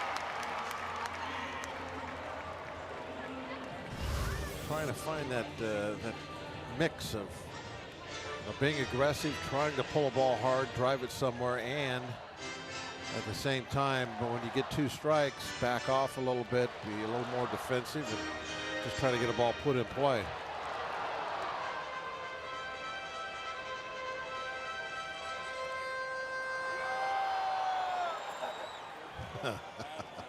got me getting them. That's right.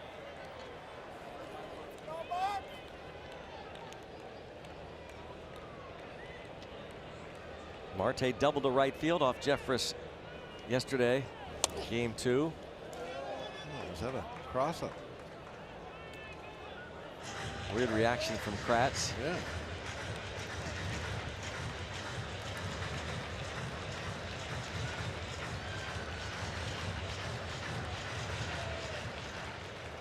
Kind of jabbed that breaking ball like he wasn't expecting it.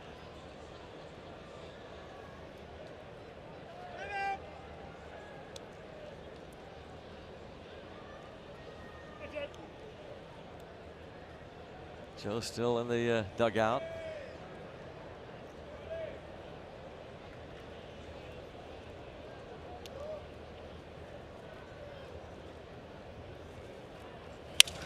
Broken bat roller right side. That sneaks through. That gets the Pirates a run. And Starling Marte now has a 12-game hitting streak. Pirates trail by 2. Now that would have been a very difficult out to get, even if it's caught, but since it did roll through, 1 run closer. With Marte going down the line, I don't know if they're going to get an out at first base, but Dickerson cruises home with no problem.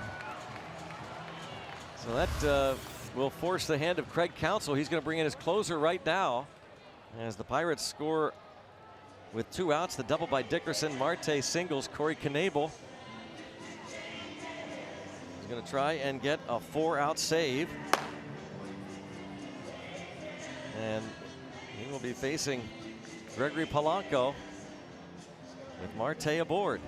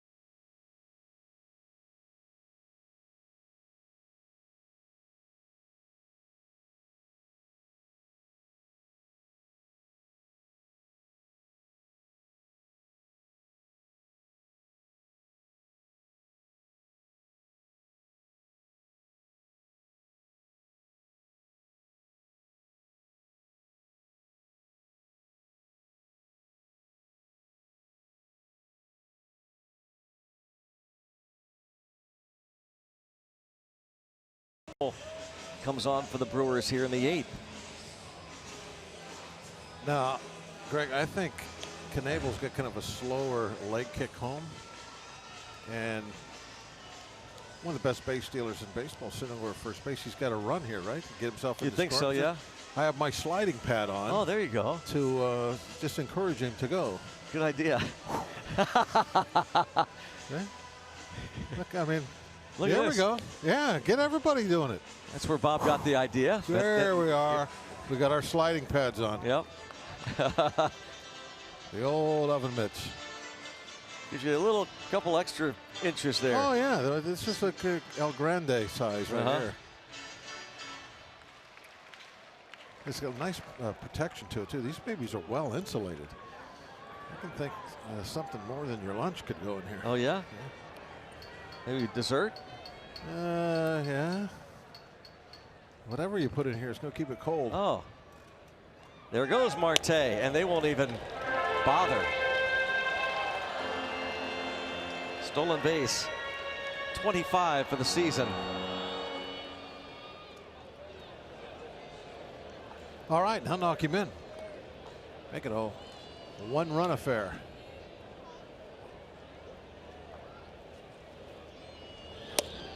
Pirates seeing Knable for the first time this series. 2-0 now on Gregory Polanco. 0 for 3 this afternoon. He's homered in 3 straight games. 4 home runs in the homestand.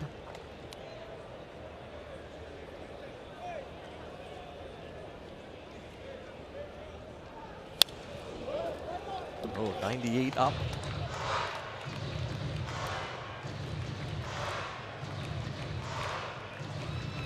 Knable has given up 5 home runs in his 24 innings. Opponents hitting just 181 against him. Last pitched on Wednesday in Miami.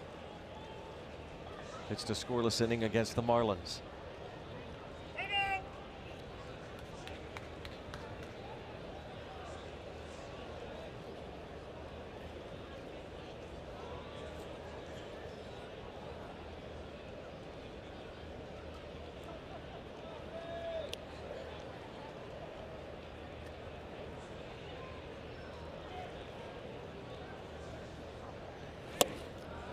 Misses.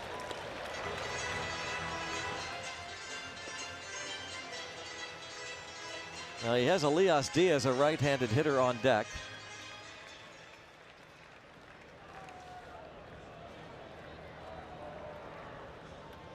But he can't be thrilled about pitching around the tying run either. So decision time. Now he delivers a pitch that could have been called a strike. I think it was on their shortstop. That's what they're saying in that Brewer dugout. It was the same exact spot. Polanco gets the benefit of the doubt. Of course, Polanco, he's much taller, so he's got a better chance at having those balls at the knees called balls. Elias Diaz is 0 for 3 against Knable in the past. He's 0 for 3 today.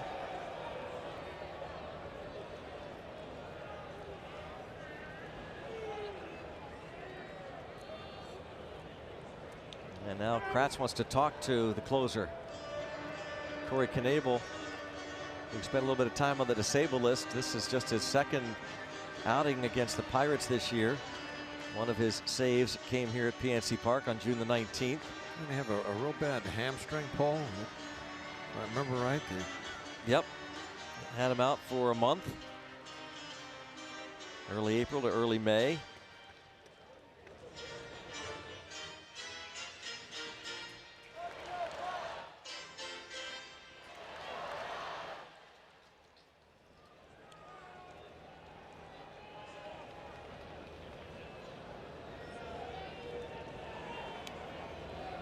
Colin Moran is on deck.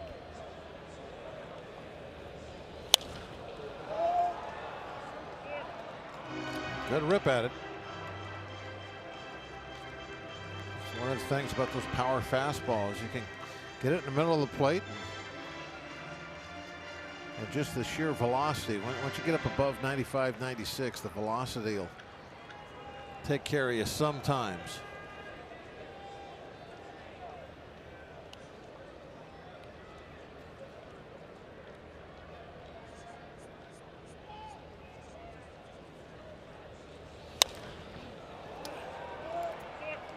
The hole now 0-2.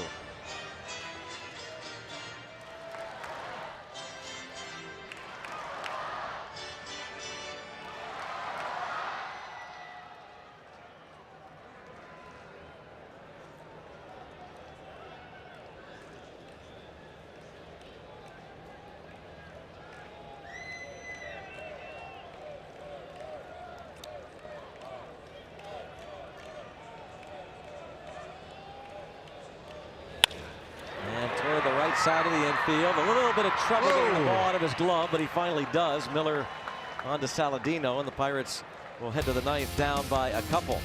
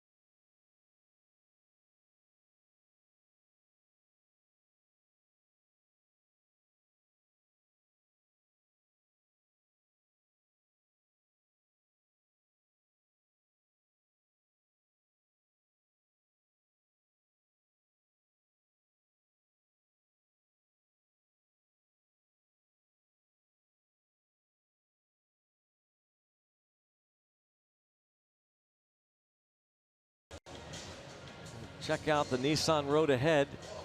All-Star break coming up. And then, following the break, the Pirates will be in Cincinnati, then interleague play in Cleveland. Next homestand comes against the New York Mets, a 4-gamer.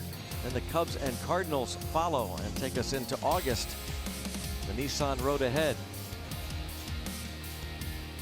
Only Felipe Vasquez will be going to Washington, D.C. We'll be on the air once again on Friday in Cincinnati. Stephen Brault tries to keep this a 2-run deficit. Said they were going to go back to work after those control problems that he had on Tuesday. Well, he's had plenty of time off to do some work on that. We'll see how it has paid off. See how the control is this afternoon.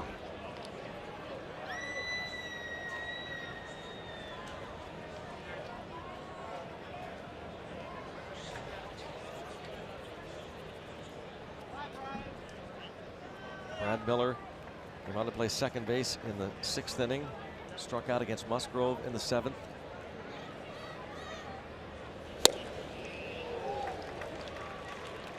Pretty good control so far. First 2 fastballs. Now, when you're way out ahead of the count, where can you place an 0-2 pitch?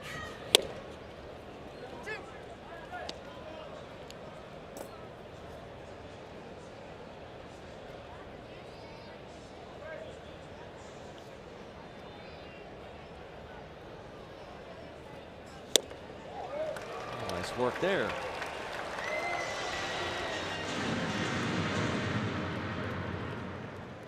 Brault pretty much destroys the lefties. They do not hit him at all. I mean, that's just coming right at him there. Those fastballs. Belt high and kind of the middle of the outside half. Nothing tricky.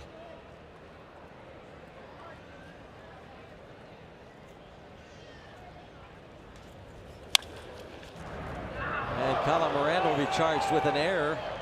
Lorenzo Cain going to head to second.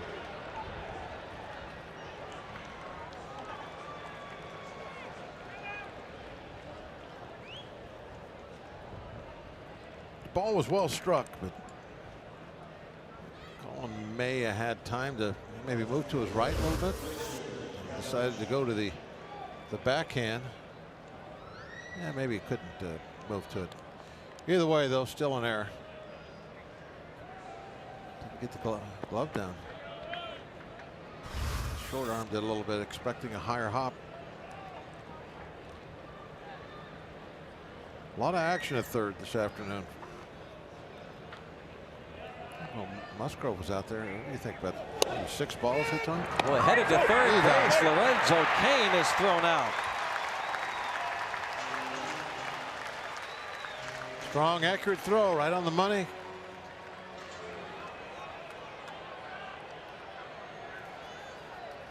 Really one of the. Well, now what do we have? A balk call? Calling. Oh no, he's standing there at third base expecting.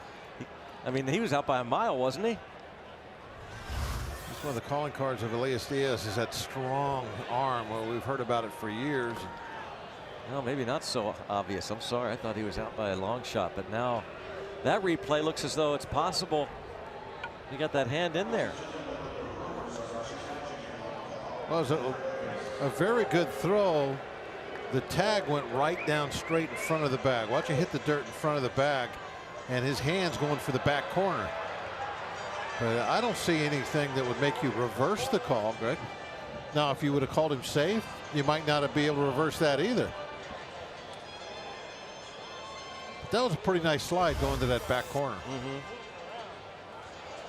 Now, Colin doesn't have time to look and see where his hand is. As he's catching the ball, he immediately has to put the tag down.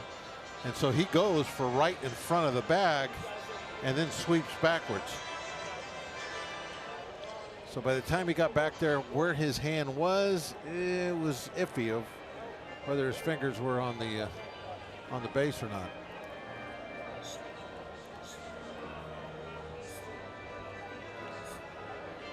I myself saw nothing to reverse it. But I will say it was close. Here it is again. Tag goes in front and then sweeps along the dirt. And when did it hit his arm? Was his hand on the bag? I don't know. Who knows?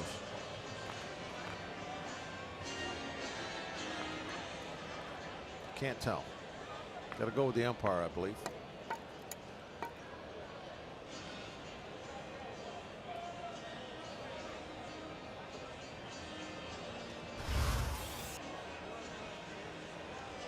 He is out.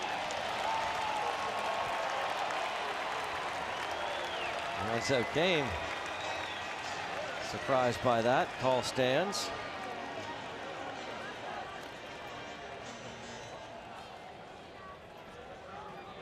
He's thrown out for only the 4th time this season. Good slide. He made it close, but didn't matter.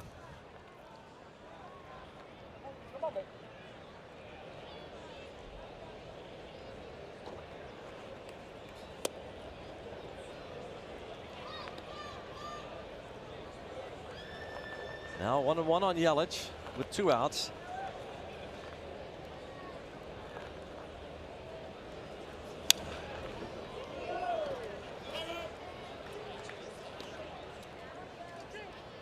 Steven Brault struck out Miller. Kane reached on the ear, now erased. Now 1-2 on Yelich.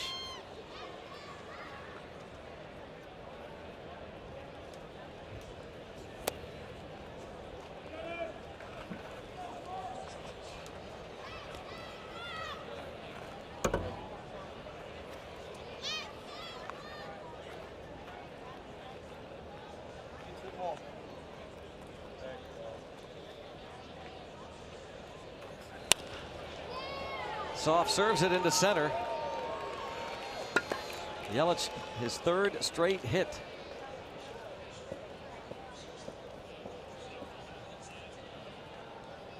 A nice throw down the 3rd by Diaz.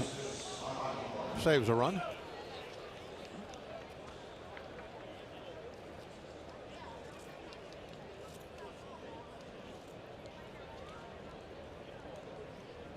Now Aguilar. Diaz might have to throw another one down the 2nd here.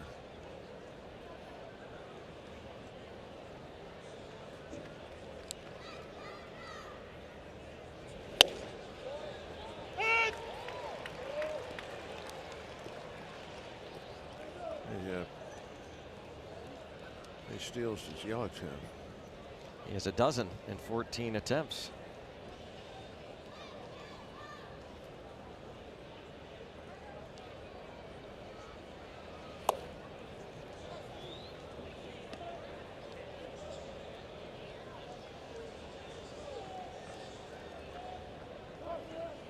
Some would say he's in scoring position already, though, with the big man at the plate, so he might be seeing a stop sign.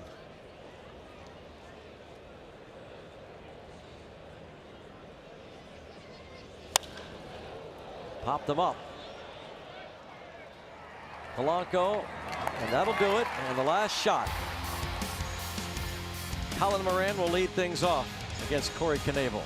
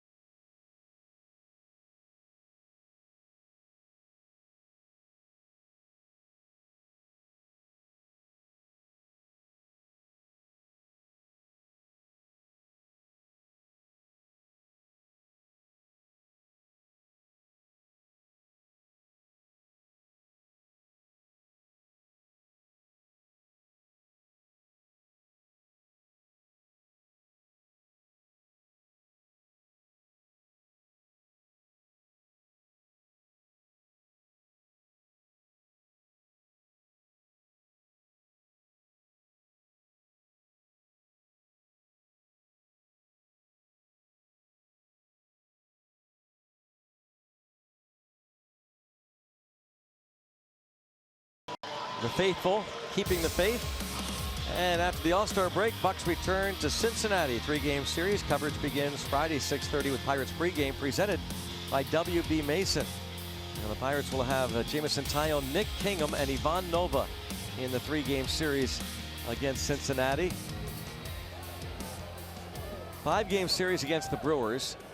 And Cory Knable looking for his first 4-out save since July 9th of last year against the New York Yankees. Not called upon very often to get more than 3 outs. Moran, Bell, Moroff due up. Remember, the Pirates don't have Austin Meadows. They sent him down today. They brought up the pitcher Tanner Anderson.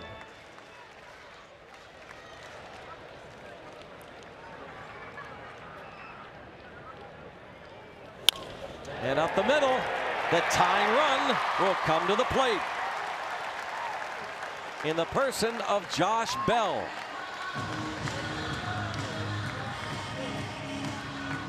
Well, this is what they haven't needed in a while. Any 9th inning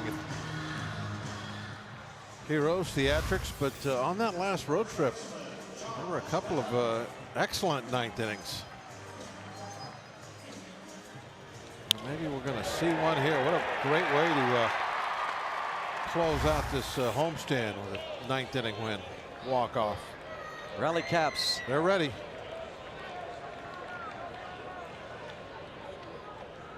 Knable's given up 5 home runs on the year. It's been a while since Bell's gone deep. Did not pull the trigger.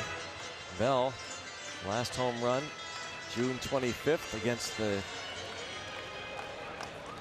New York Mets in New York.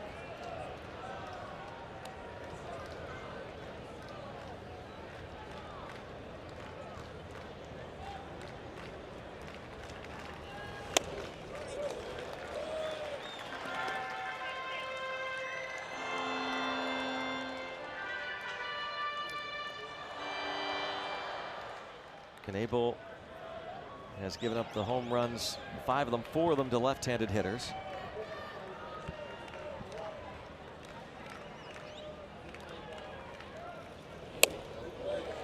And now the count moves in favor of the Pirates batter Josh Bell. And he will challenge the middle of that strike zone. Did it last inning with the Diaz.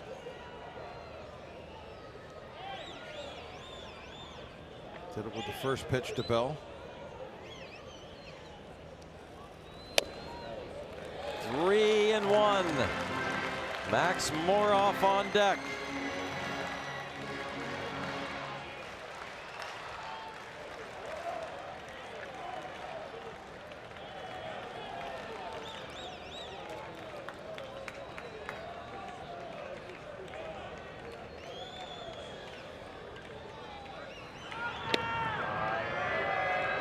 Not sure about that one.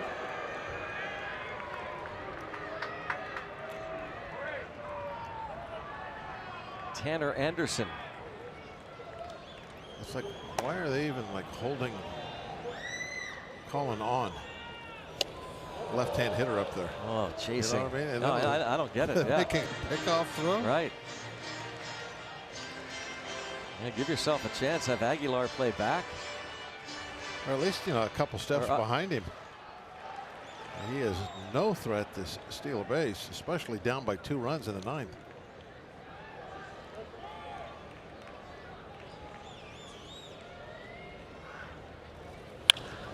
Toward the left, and it's going to get down, putting runners at first and second. Nobody out in the 9th.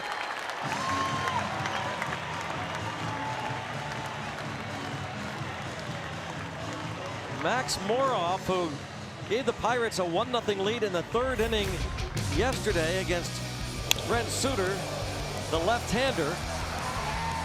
A line drive, his 3rd home run in the major leagues this season. He came on today for Josh Harrison, who was forced to leave with left hamstring tightness. Moroff was hitting .256 at AAA Indianapolis this season with 5 home runs. He'll now bat left-handed. And strategy session on the mound. And on the bases, Kamar Barti with Moran, who's now at second, Bell at first. A lot of strategy going on.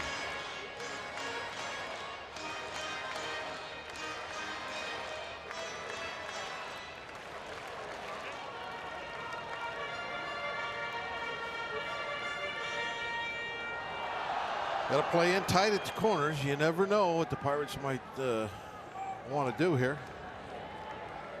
Just in case they decide to move runners up, you got to play in on the grass. Pickoff try at second, no throw.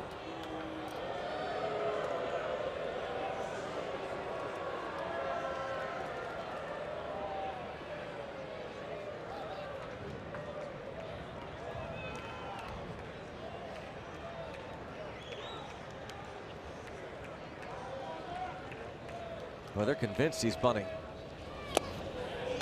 And Aguilar way in. One career walk-off hit, by the way, for Max Moroff. It was against these Brewers July 19th last year, almost a year to the day.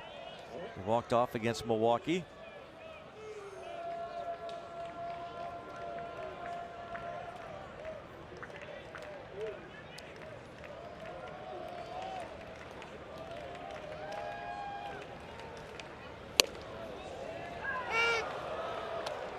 Just caught an edge with that one.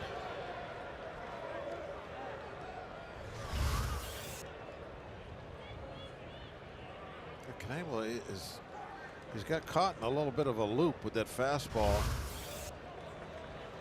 Everything is up and away to the lefties so far. Threw everything up there. Even that ball that Bell hit was out of the strike zone, up and away. There's the other spot they've been down the middle. Out in front of Moroff, 1-2. Yeah, that was right there. Moroff knows it, slapped at his bat after he fouled it off. David Freese thinking he might be pinch hitting here down the road in the hole. Checks. Stays 1-2 on the foul ball.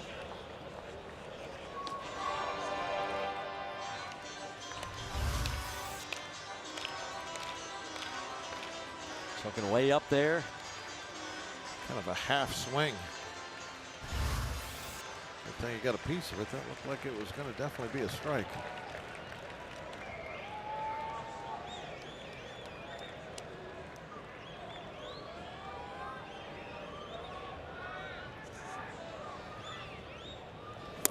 Checks. Takes no, says third base umpire Carlos Torres. 2-2 on Max Moroff.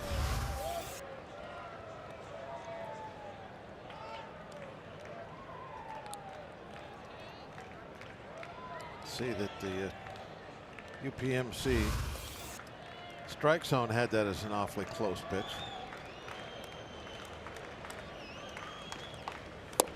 Three and two. Full count on Moroff. Knable got the last out in the bottom of the 8th after he walked Polanco. Stephen Brolt, a scoreless top of the 9th.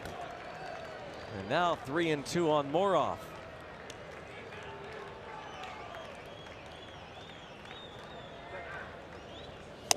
Checks and takes ball 4. They are loaded with Bucks with nobody out. The tying run moves into scoring position. Second walk for Knable.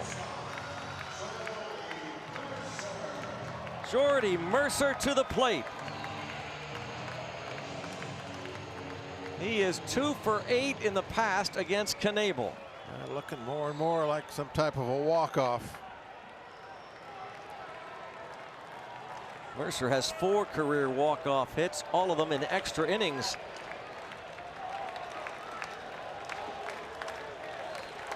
A gap shot could tie this game.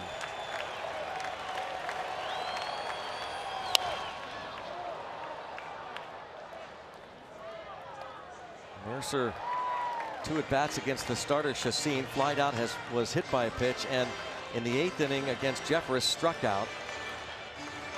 Yeah. Thinking about that right now.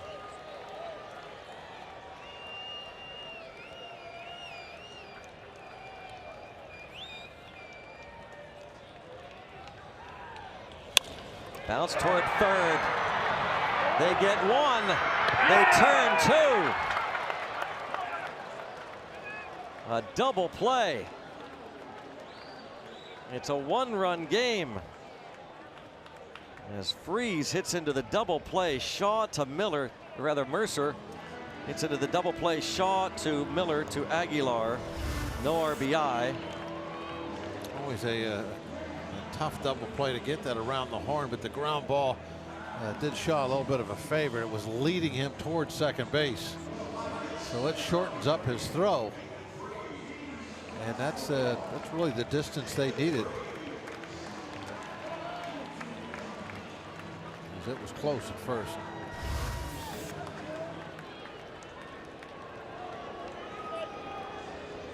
Well, Knable gets a gigantic double play, and now it's up to Freese with 2 outs to find a way to get Bell home.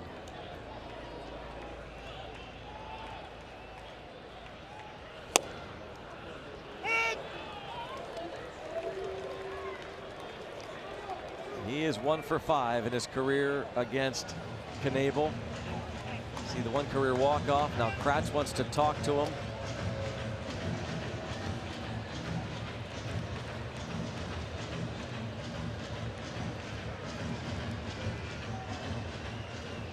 Josh Bell. We get the 300 hitting lefty on deck. Freese is definitely the guy they want. This is a little discussion out there. It was not about let's be real careful or, you know, maybe pitch around, anything like that. I don't think they'd rather face Dickerson with that tying run third.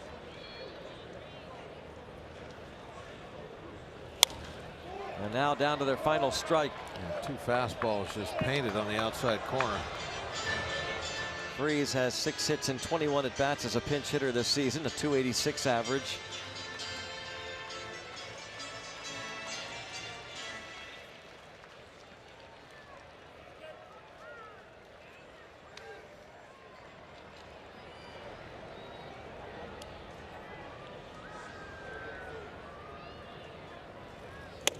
Oh, man.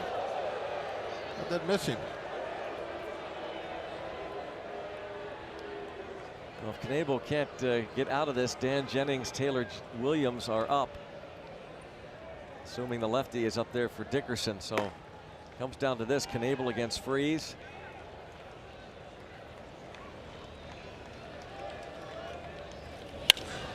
Launched toward right center field. Pretty well hit, nearing the wall.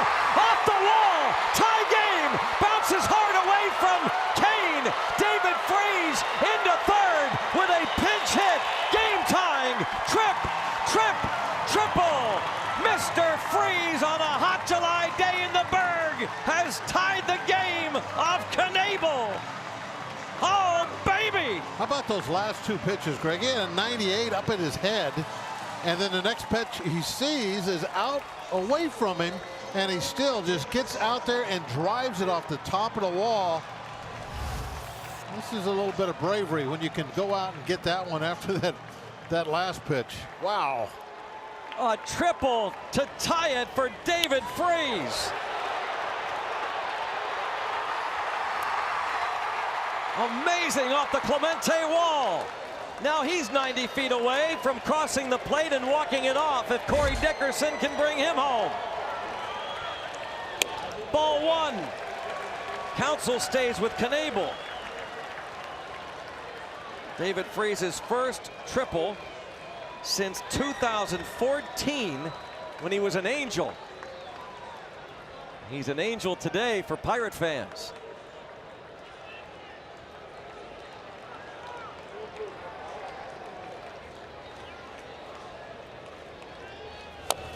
And Dickerson chases 1-1.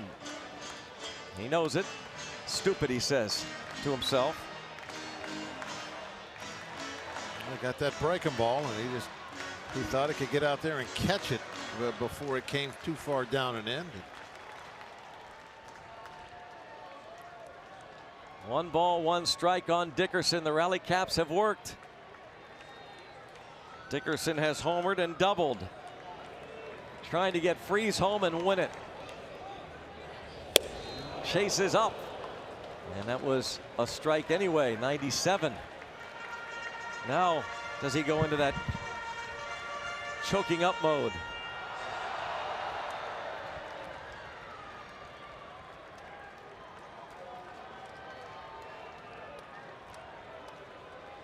One and two. David Freese, a pinch hit triple off the wall. 2 runs in. Tie game.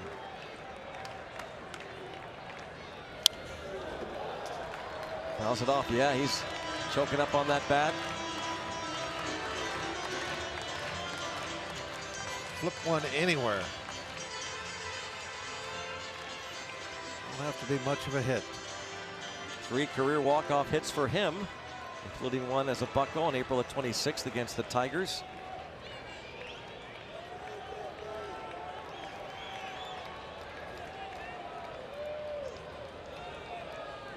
What a job by Freese with 2 strikes after being buzzed by that fastball. And grounded to second. And we're headed to extra innings. We'll take it. Who'd have thunk it? 5-5.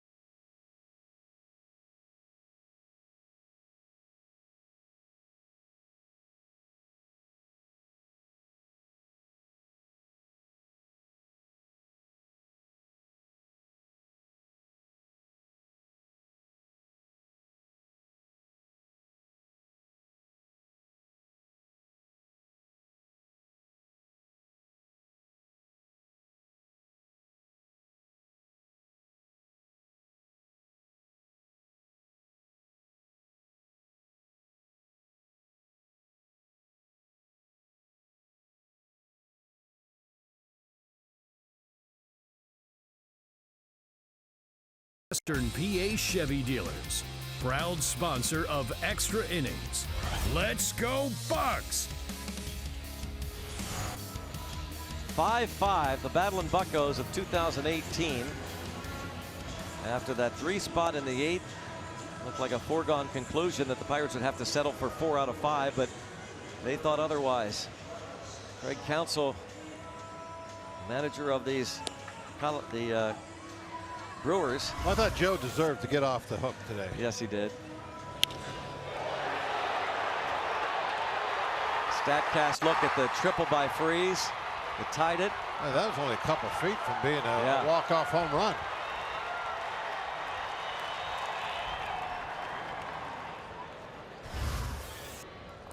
And now it's Tanner Anderson back in the big leagues after a rough major league debut. It was in LA last road trip. Faces Travis Shaw.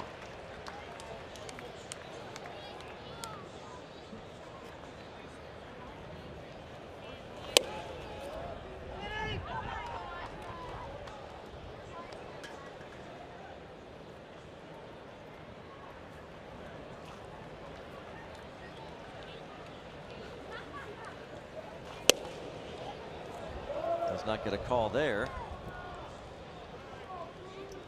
Anderson was not even on the 40-man roster. Pirates had to make room for him. He made his debut July the 2nd at Dodger Stadium.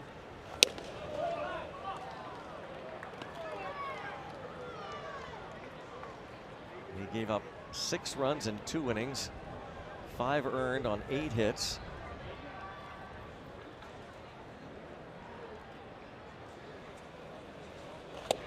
And he walks the leadoff man here.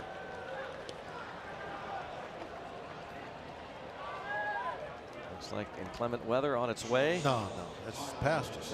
You're looking. That's already gone by us up north. Now Fine. Shaw and Tyler Saladino comes to the plate.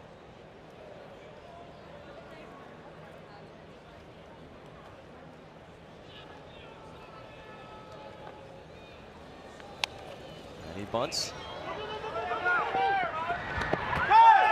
More off a nice job. That got a lob toss from Bell. A little tippy toe work there when he got to first base. Trying to get to the bag and avoid a collision.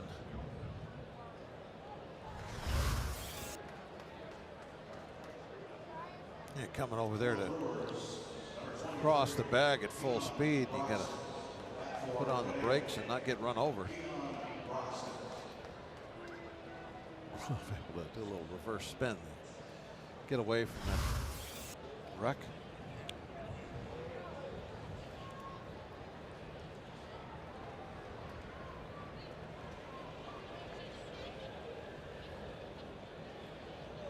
Keon Broxton, the pinch hitter.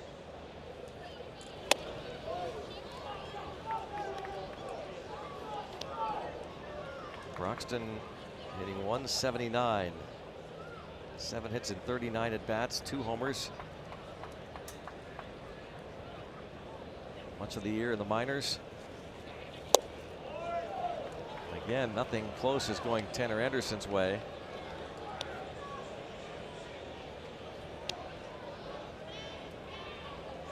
Trevor Williams is available out of the bullpen. But it's Tanner Anderson.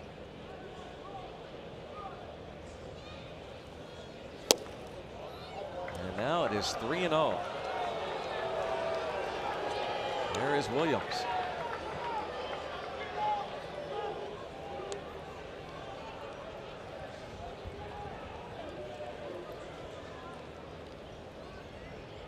Anderson out of Harvard.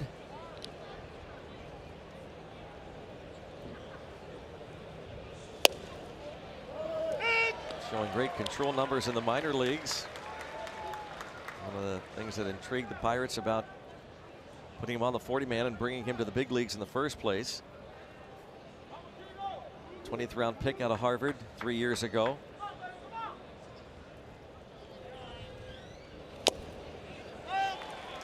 Three and 2.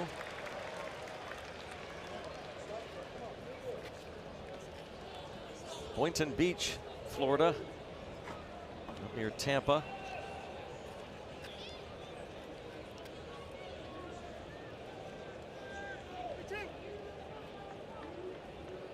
Those moves made today.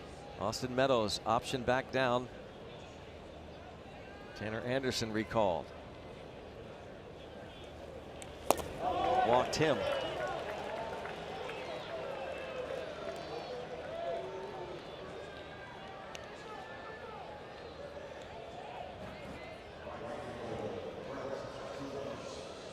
Here is Brett Phillips, who tripled off of Joe Musgrove with 2 outs in the 8th.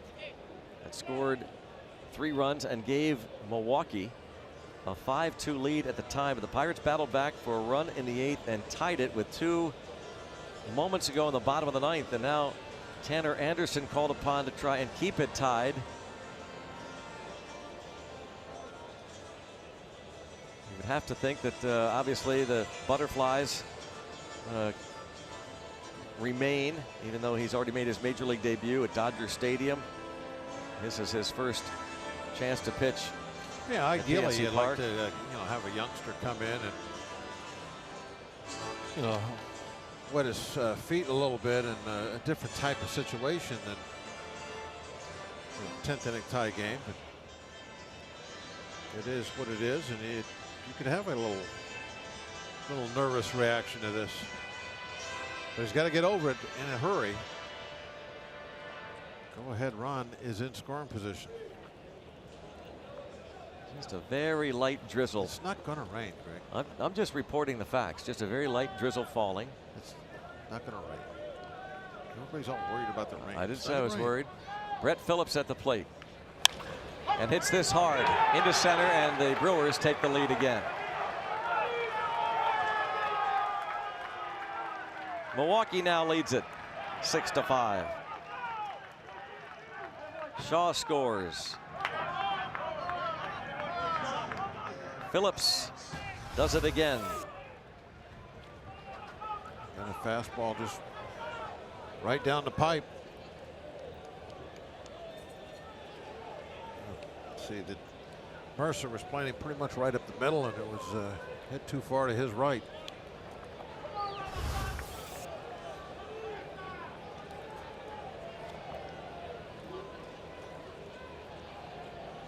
Bullpen still quiet for the Pirates.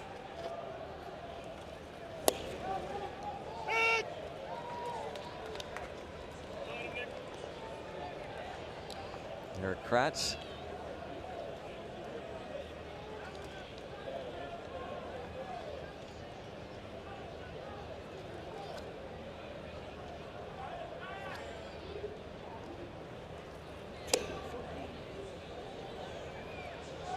One ball, one strike. Anderson, after making that appearance in LA, optioned back down.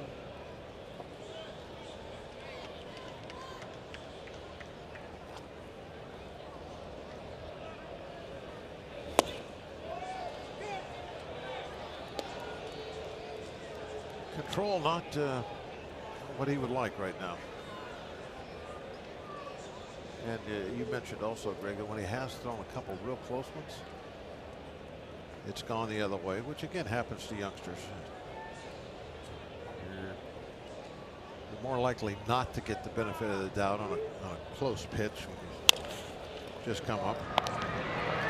Moran gets 1 and 2. That'll work. And the Pirates need 1 in the bottom of the 10th. Brett Phillips, the hero so far for Milwaukee.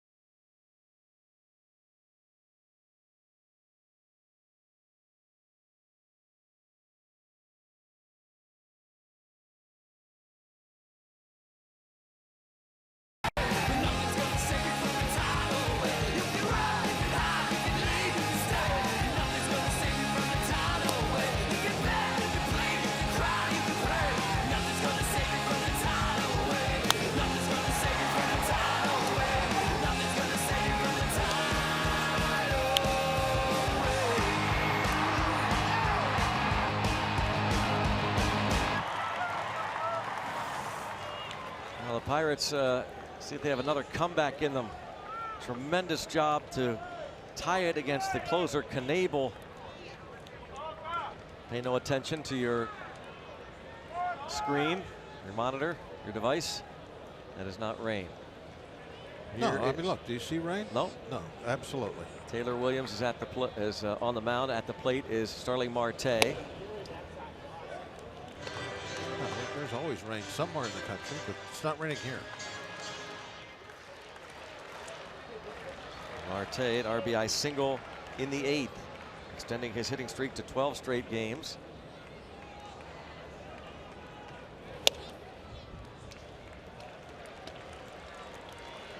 A rookie on the mound for the Brewers, but Williams has appeared in 36 games this season, a .245 ERA. In fact, he pitched game 1 of the doubleheader yesterday briefly. And now he falls behind. Everybody's a little afraid of the strike zone right now. Rally caps worked before. Will they work again? Taylor Williams got Josh Bell to ground out yesterday and retired Josh Harrison on a fly ball. Those 2 batters he faced.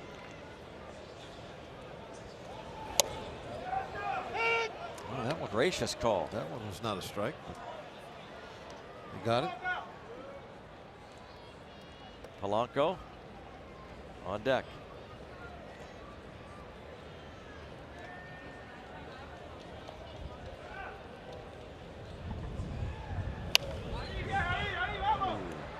Almost tucked it in there.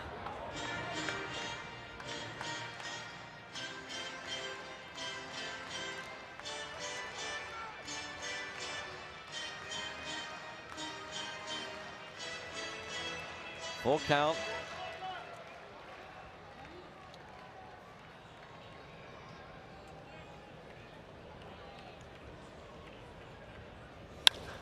Hard hit, but right at the second baseman, Miller.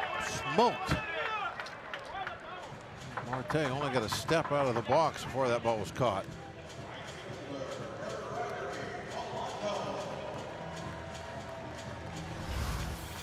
The ball leaving the bat at 101 miles an hour.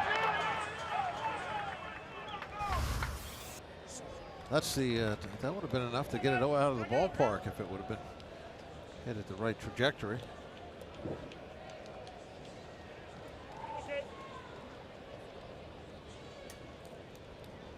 that's what Polanco's thinking about right now. Hitting one out of the ballpark.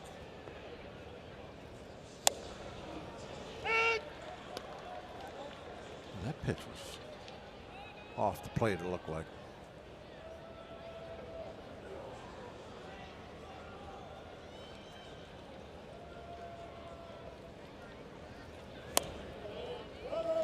Even on Polanco. He's homered in 3 straight games. Today, he's 0 for 3 with a walk.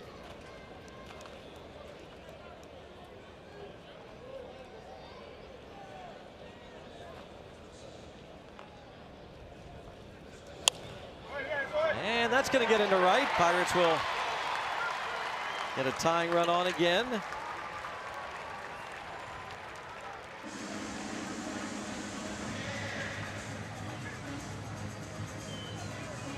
Elias Diaz will step up. Hey, think about the last 2 balls that have been put in play. Polanco, reaching, barely getting the end of the bat on this. Hitting it very softly, but he got a hit off of it. Marte hit an absolute bullet. Went for an out. So why baseball can be so unpredictable.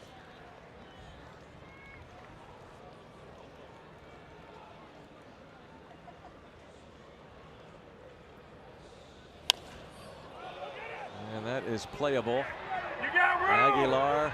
Well, man, he recovers and gets the out. Well, he was scuffling there for a while. I didn't know if he was going to make that catch. I think he thought that he was closer to the railing than he was.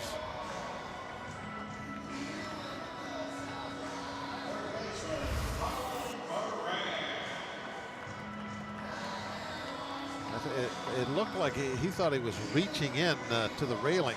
You could hear the dugout was yelling to him that he had room. He wants to take a real quick look. He's not sure. And as the ball is hitting his glove, he's actually looking down at the railing. You got room. If he doesn't catch that, that's just laying there in the dirt. Yeah. Well, Craig Counsell now will go to a left-hander.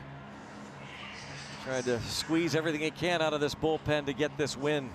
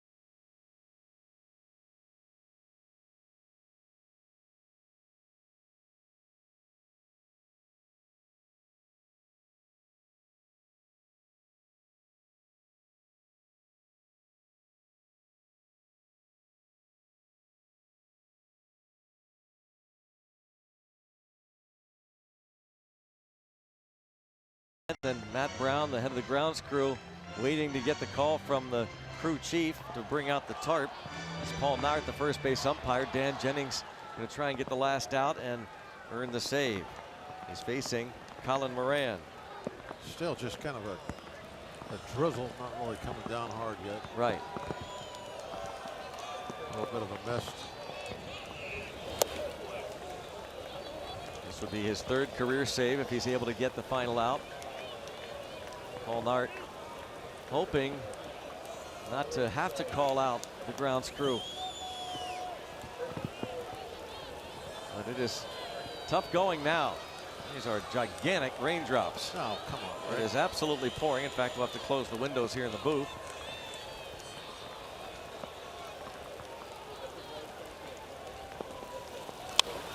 And the other way, Moran. Polanco heads to third. He's going to be held there. Oh, if that ball could have scooted just a little bit more. Moran off the lefty, singles. He has had a busy afternoon. A couple of big hits, a ton of ground balls hit to him earlier in the game. A huge hit there. They tried to get one in on his hands, and they did. They got it in there, but he muscled it out the left. And now Josh Bell, as he's taking another look at the base hit that moves the tying run to third base. Josh Bell comes to the plate. Jordan Luplow homered off Jennings yesterday.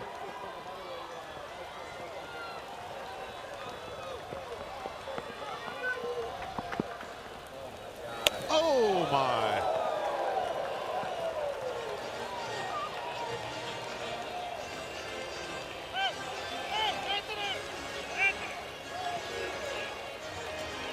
Tough call for a crew chief.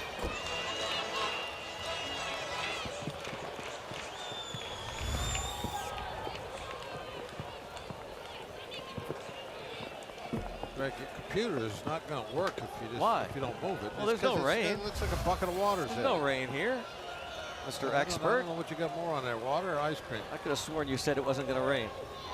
Well, it wasn't at that time. Oh, that's a good call. Line drive towards center. Over the head of Kane. This might win it. Josh Bell into second. Runner being waved home. Here comes the throw to the plate. He's going to be safe. The ball gets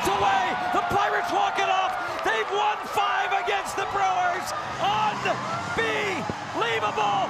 Raise the Jolly Roger in the rain! Enjoy the break! Buccos win it! Incredible! Josh Bell walks it off! Can you believe it? Every way possible this homestand. It's been the heroes, it's been the whole team. They have won it! And now just an absolute beautiful comeback here in extra innings. Tanner Anderson, of all people, gets his first major league win. Josh Bell rips it over the head of Kane. They're raising the Roger in the rain.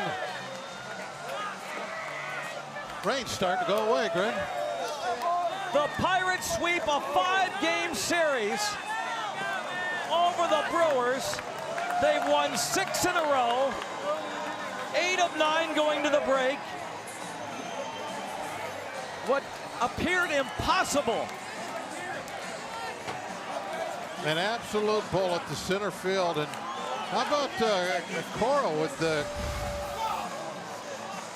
windmill at third? You got bad conditions out there. You got a wet baseball. It's pouring rain. So go ahead, make those guys try to throw them out. And a good throw. I think Collins out, right? But throw, with these conditions, look at this. It's not going to be easy to do. All Kratz has to do is corral it. He gets the out. Cora waving home Moran. Look at Joey Cora. Colin Moran, the Redbeard, scores, and the Buccos walk it off at PNC Park. Absolutely incredible. Totally amazing. Well, we saw this for about 7 weeks. Great baseball, a lot of wins, clutch hits. And we've seen it again, obviously, this homestand. A 2-run double for Josh Bell. We're going to head down to Dan Potash. Well, earlier it was a melted ice cream cone in my hand. Now I'm all wet, but for a very good reason. Josh Bell, the hero this afternoon. Why don't you take me why don't you quickly take me through that at bat? I mean, it was crazy, you know. Colin gets that hit. You know, I was looking for something out over. Ended up getting that second pitch and jumped on it. Speaking of jumping, as a crackle of thunder comes over the ballpark, how much fun has it been over the last few games to not only sweep a 5-game series, but in the manner in which you've done it, whether it was 7 solo home runs over 2 games yesterday or coming back twice today? Yeah, we're just coming out fighting. Whatever means necessary. Either our pitching's going to take over or offense will. Playing really fun baseball and excited to get going in Cincinnati. As much as it's hard for you to see me right here, was it hard to see that pitch in the rain? You know, I was really locked in. I don't know what it was. It felt like I was, you know, in the backyard with my pops. You know, one more swing, you know. So it was a lot of fun. And now you can enjoy the break and go get dry. Well done. We'll see you next Friday. Awesome. Thank you. All right. Josh Bell and the boys victorious after a 5-game sweep of the Milwaukee Brewers. What's wrong with a little rain?